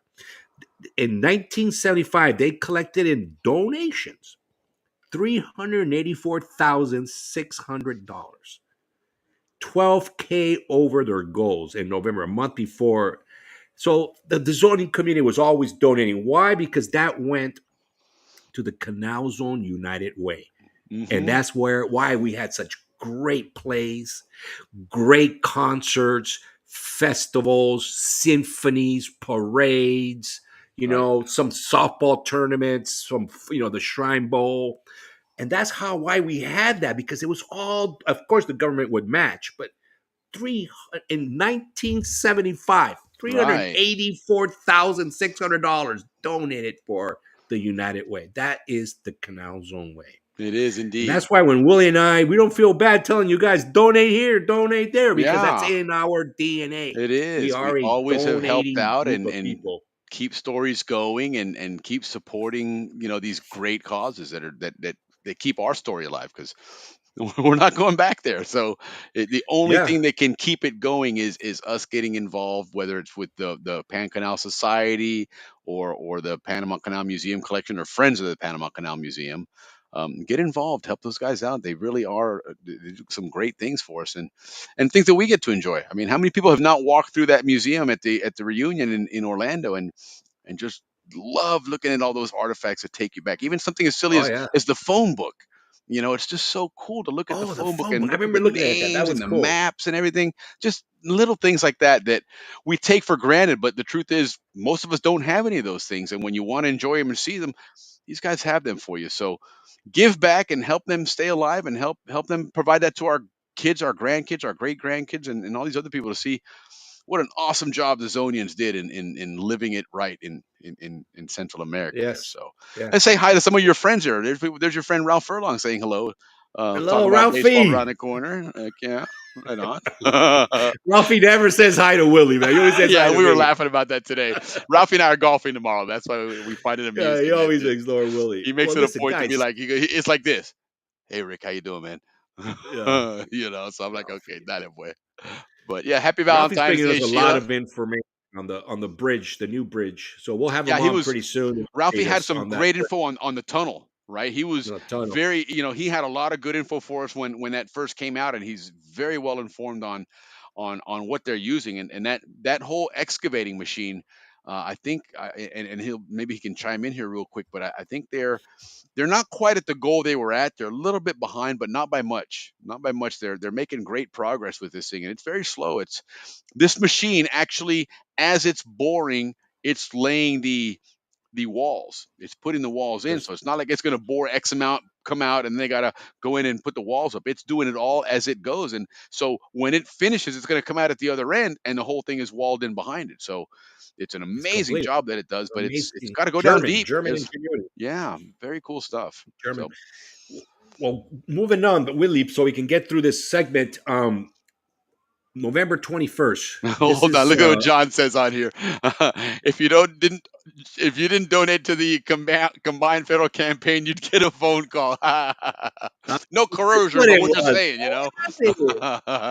I was looking at those numbers. I'm going, wow, man, Yeah, we're one hell of a community. I love it. I love it. Well, that's all part of the Zonian way as well. They'd be like, "Hey, come on, man, what are you Yes. doing? Come on, So get ending the involved, month of cheap ass." November 1975, we had the big Shrine Bowl game, another United Way event. Right? And this is our nemesis from Miami, the K-Lang Coats came down to play us. This was the third time the K-Lang Coat came to play us. Remember, the first two times we already found out they wiped Hey, us clean. throttled you And guys. then the third time they came, but they came, other teams from Miami came in earlier years, and we'll talk about that in a minute. But this is the year that Paul Williams we've had on played Yeah. against them, and we crushed them. But if you guys remember what that Shrine Bowl was like, the governor would be there, Oh and yeah. then he would put the queens. Remember The they crown. would have how many different cheerleaders would sell tickets, and Sure. the one that sold the most was the queen. Well, the governor would come in and put the crown on her. Big ceremony before the game started. There was high school bands playing all the marching Oh songs. yeah. And then at halftime, they would have the drill teams from Cristobal and Balboa High School, Right. do their march. And then, of course, the Abu Saad clowns and their little motorcycles would be running around. Remember that? So those were what our Shrine Bowl games were like. Those are Those were big events. Those huge, are big events. big events. But based on the history we got on football from the teachers that we had on about a year ago, um, the first stateside team that came to play against Balboa was actually in 51. 5,000 people showed up to that game, and the Statesiders won. That team was Miami Jackson high school football. Right. So they came in 51. Then they came again in 53. Well, I think they came every year, but in 53 was the first year that Balboa beat a stateside football team. Right. First time, yeah. And they came again in 61, and played against our all-stars. So state-sized team coming to play us football was around since 1951. Interesting. So that's when they first started wearing helmets and stuff back then. So because before that, I was reading the history of football in the Canal Zone. They were playing football with chancletas, Right. barefooted. Right. Yeah. Absolutely. Let me Yeah, put this up on the screen real quick. Yeah, there was touch football too. Before 1951, there was touch football. So, Willie, now we're moving into December 17th. And what happens on this day? I know Christmas already went by, but we had, if you guys remember, they would sell Christmas trees like only one day. You only had one day to buy them. Right. Well, if you want That to was get a the couple good days, I trees. think, but it wasn't much. Right. But it was the one day to get the good trees. And they had it in Balboa, they had it at the Balboa Stadium. So you Okay. would go there and then you would pick. So they gave you, there was 4 options, right?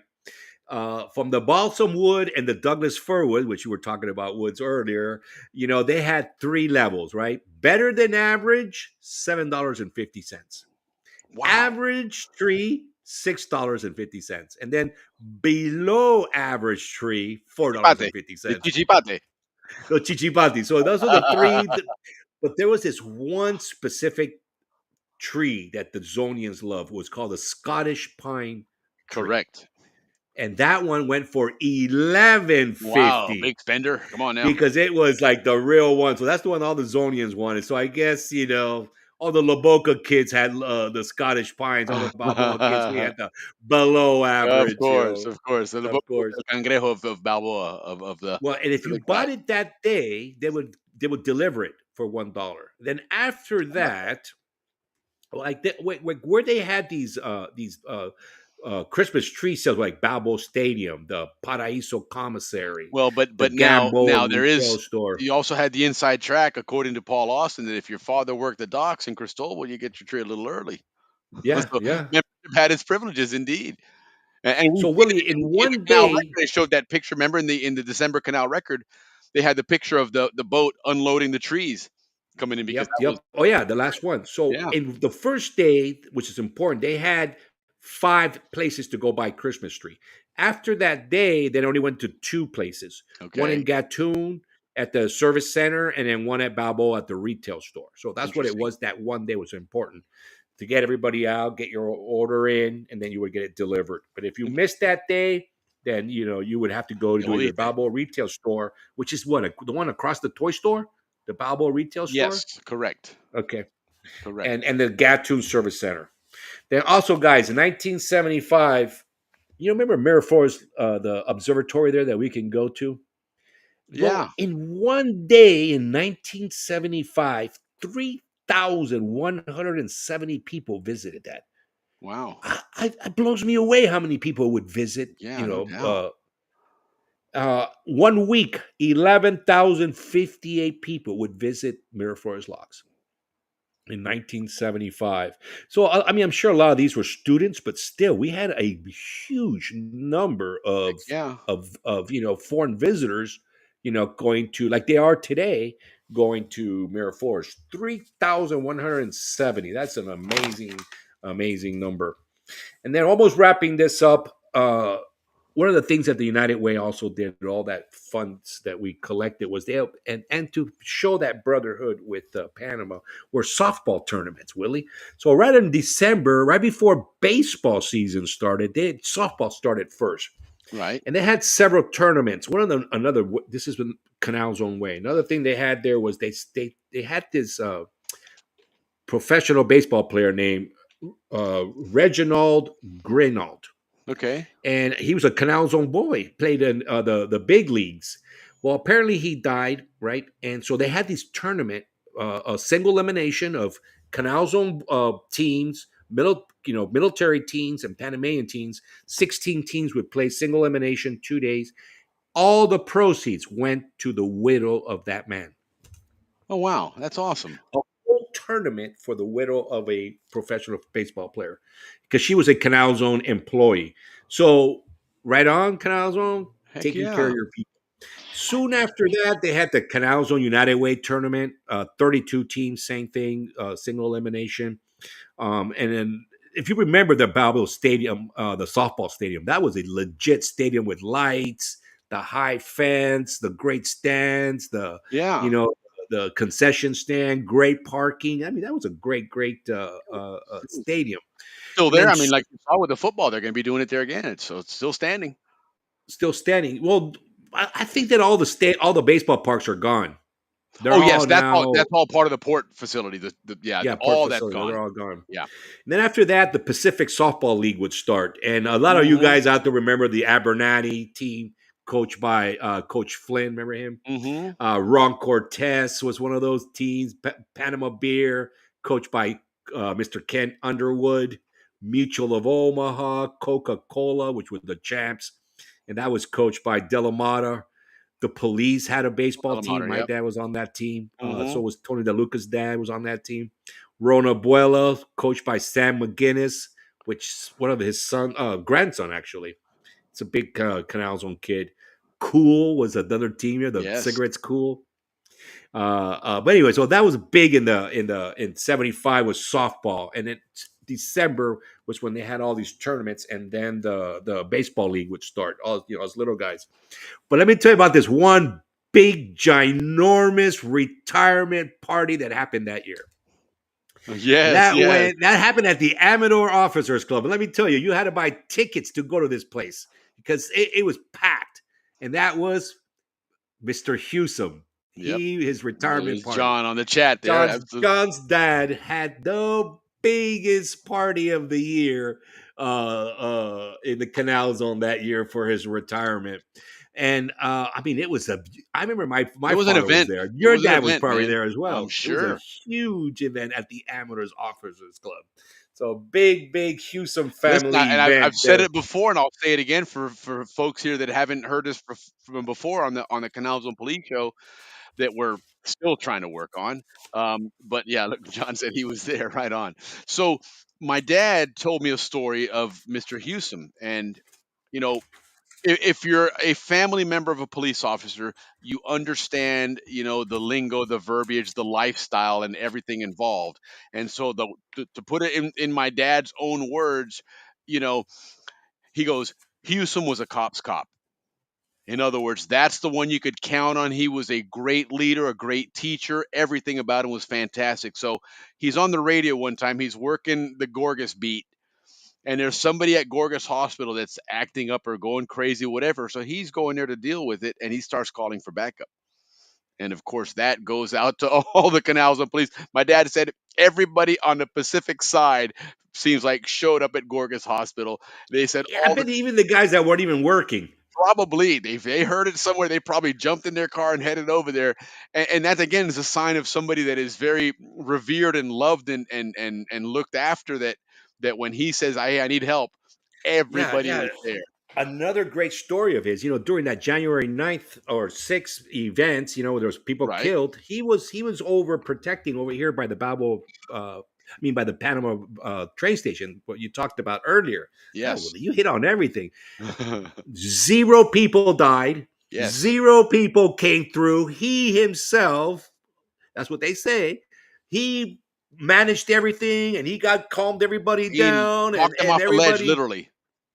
Yes, yes. So cheers to Mr. Hewson. Yes, John, your dad was all salute. right, man. Absolutely. What a fantastic legacy there. Definitely a Zonian hero there. And thank you for serving there, Those Mr. canals on Houston. cots, man, heroes. This whole my part of the spillway was started with that, a canals on cop hero, because that's what they were, Yeah, they heroes. were. Absolutely. I'm a firm believer in that. The things that they did for us as youth down there. And you think of the Canal Zone was an area that was absolutely and we might be oblivious to it as kids growing up, but it seemed like it was fairly crime free.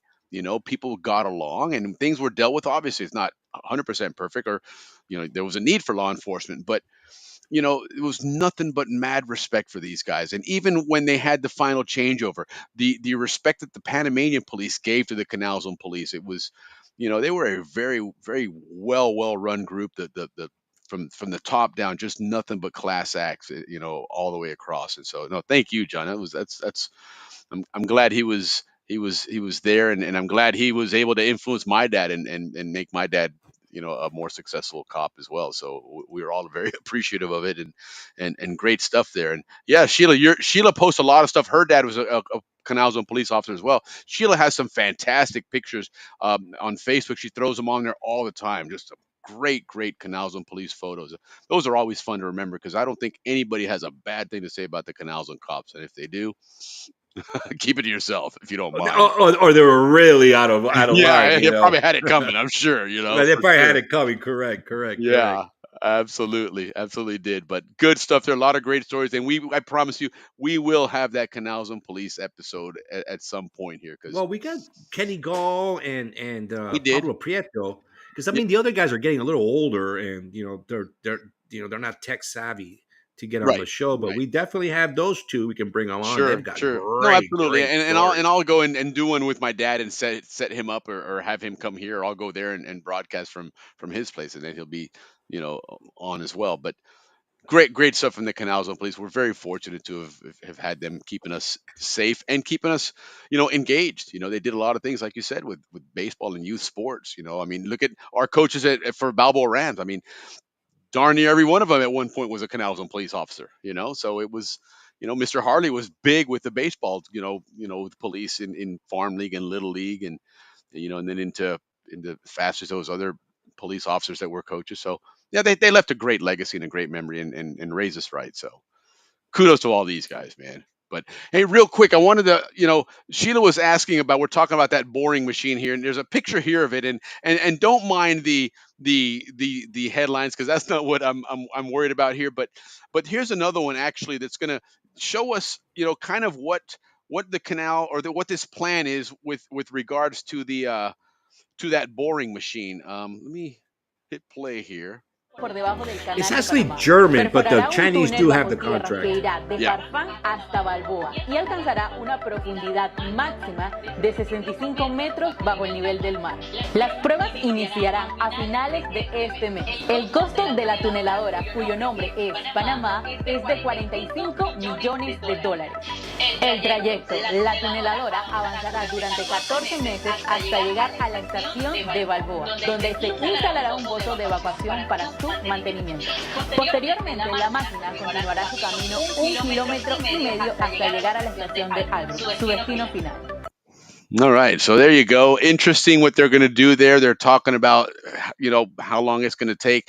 When it gets to Balboa, apparently they're going to El panameño go que la ahead está and stop. rompiendo en Estados All right, we can go ahead and finish that and get back to our stuff. But yeah, they're. I think, and again, Ralph, if you're still on there, uh, we he threw some stats on earlier in our group chat this morning regarding that on some facts on how much excavating it's doing. Let me see if I can find that real quick because there were some interesting numbers there. Yeah, it's herring necked is the name of it. Herring necked, I think it is a German called Mixed Shield, and it's called Panama. That's actually the name of the excavating. It's a massive excavating machine. It's going to operate up to 63 meters below sea level. You saw the girl on that video there said 65 meters, so somewhere in there. Um, and it says here this machine is something special as it allows approximately 200 cutting and scraping tools on the cutting wheel to be replaced at atmospheric pressure. I'm not sure what exactly that means, but um, it's pretty impressive. This thing, like I said, it digs. I'll try and find it again. I saw a video somewhere, and I think I played it last year when we were talking about this. The mechanism where it actually puts wood, not wood, concrete panels that form the walls as it digs. The machine does all of this. It's phenomenal what it does. But you're going under the Panama Canal, so you have to dig way down. You have to get into that bedrock down there because obviously you don't want this thing to collapse on itself. So it's going to go way down there before it comes out on the other end. That should be exciting. But look at Rich, exactly. That's called professional courtesy. Hey, I experienced that, right? I remember telling you guys about riding skateboards off the Bridge of the Americas, and cop picked us up and take us to go talk to everybody. And I'm telling him, hey, my dad is Sergeant Benninghoff, and oh, okay, get out. Of course, I wasn't scot free. He went up, he made sure that he told Ron about it, and him and I had had to deal with it later. But we did have our privileges there, and it was kind of nice to be that. But you know what? They were cops. These are the guys that are out there putting their lives on the line, protecting us, keeping us safe. So, sure, why not? You can return the favor. Having a DA for a cop kept me out of trouble with the Panamanian cops during the transition. I bet it did. I bet it did. The only problem was that he knew everything. Listen. I've always said that, Dodd. That you know we we grew up in an era where for us, for example, it was all Panama cops by then. So there's a lot of things that we got away with it. I'm not sure we got away with it with canals on cops here. So yeah, it is what it is nonetheless. But they were still left a great legacy. I'm still proud to be the son of a canal zone cop, man. That's just I've never traded that for anything. I've always been so proud of my dad and him being one of those guys, and watching them march down the street all the way down La Boca Boulevard Oh, Avenue, they were whatever the that was highlight called. of every parade. Totally, man. And they just looked majestic, man. They were just Yeah. everything about it. Just Like the front guy with that little white scarf, yes, and the stuff yes, like that. yes. Everything about them, man. They were And they were just top sharp, man. notch, Their pure hats were class, sharp. Yeah. pure class for sure, man. But anyway, that's some good stuff there, guys. A lot of good And they stuff. also had great cars. They never had chichipati cars. No, they sure did, man. They always had the nice cars. They did. They had those Gran Torinos, and they had the what was the other cars they had there that was like a Plymouth Fury or something. I think they had at one point, but yeah, they Definitely were. 8 cylinders, 454s, Yeah, and it's funny story. That was when I was really young. I think I must have been about 8 or 9 years old, and some guy pulled up and I think I've told you the story. He stole my next door neighbor's dog. They had a beautiful dog, and he stole it. I watched him do it. I watched him throwing some meat scraps at the dog. The dog came and he reached over the fence or the gate or whatever and grabbed the dog and jumped in the car and they took off. I'm like, holy shit! So I run up and I tell the people, the parents or whatever, and later on, the mom asked me if, hey, do you mind, we ride around, in Balboa, so see if we can, recognize a car or something. I'm like, yeah, sure. So I'm riding around with her, and we're in La Boca, and sure as shit, I spot the car, and it was in front of Underhill's house. They were, and I was like, that's the car. And she's like, what? And she backs up, and we pull in there, and she gets out and she starts berating this guy. And I'm a little kid, man. So, he's asking me, did you see me steal that dog? And I'm scared to death, man. I'm not going to say anything. And all of a sudden, I look over this way and I see a Canal Zone police car driving by. We wave at them. They come in and get out. And I was like, did you see him steal? I was like, yep, sure did. You did this, you did that. Because now I was secure. The Canal Zone police was there. I felt totally safe. Hell yeah, I saw you steal that dog. But prior to that, hell no, I wasn't going to say anything because I'm the A little little kid, kid, man. yeah, yeah, You yeah. know, but it was that whole feeling of, okay, there's the Canal Zone police.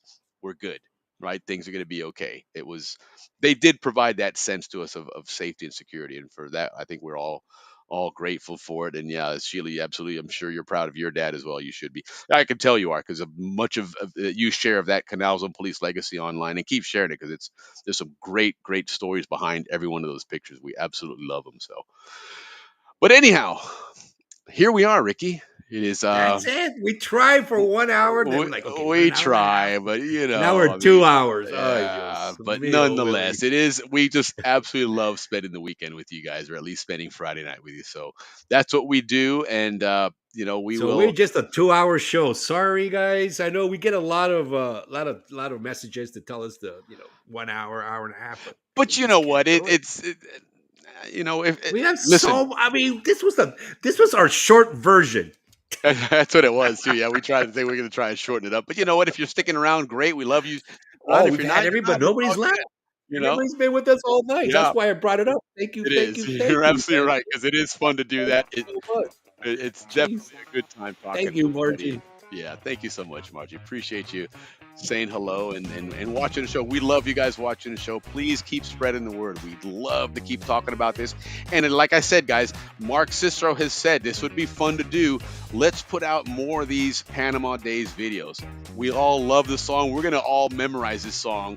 But send me some of your pictures. If you want your Panama Days story to be told on that video, send me your pictures. I'll throw them together, create you a really How cool many, video. Willie? How many? Just so that they know. Like 12, 14 pictures? Yeah, send me, send me, I mean, we'll figure it out. Yeah, send me 12, 14 pictures. That's a good idea. That's a good amount, you know? Yeah, for sure. And then we Send them just to pop me, them and in we there. can, throw together some really fun videos, and maybe we'll do one every month, and a different Panama Days video, courtesy of Mark Cicero and that awesome song. And don't forget, guys, next week, tune in.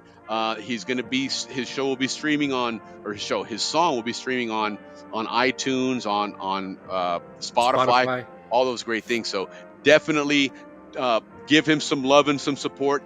And I don't know how all that stuff works, but I'm assuming that the more people watch it and tune into it, the more that they'll spread it out. So let's help him get his song up there on the charts. Panama's big in the news right now, so people may find it and run into it, and the more people are watching it and listening to it, the more he's going to get traction. So let's get a fellow Zonian out there and showcase the world what we got going on in the zone. But thanks again for joining us, everybody. Enjoyed it. Next week, class of '75. Don't miss it. A lot of cool stuff there. But Ricky, get us out of here, man. Let's start this weekend off. Hey, thank you always. This is the best part because it comes from my heart. I don't want to do this because I'm going to get in trouble, but truly from my heart, seeing those numbers of you guys commenting and being with us, right on. Thank you, thank you, thank you. We love you so much, guys.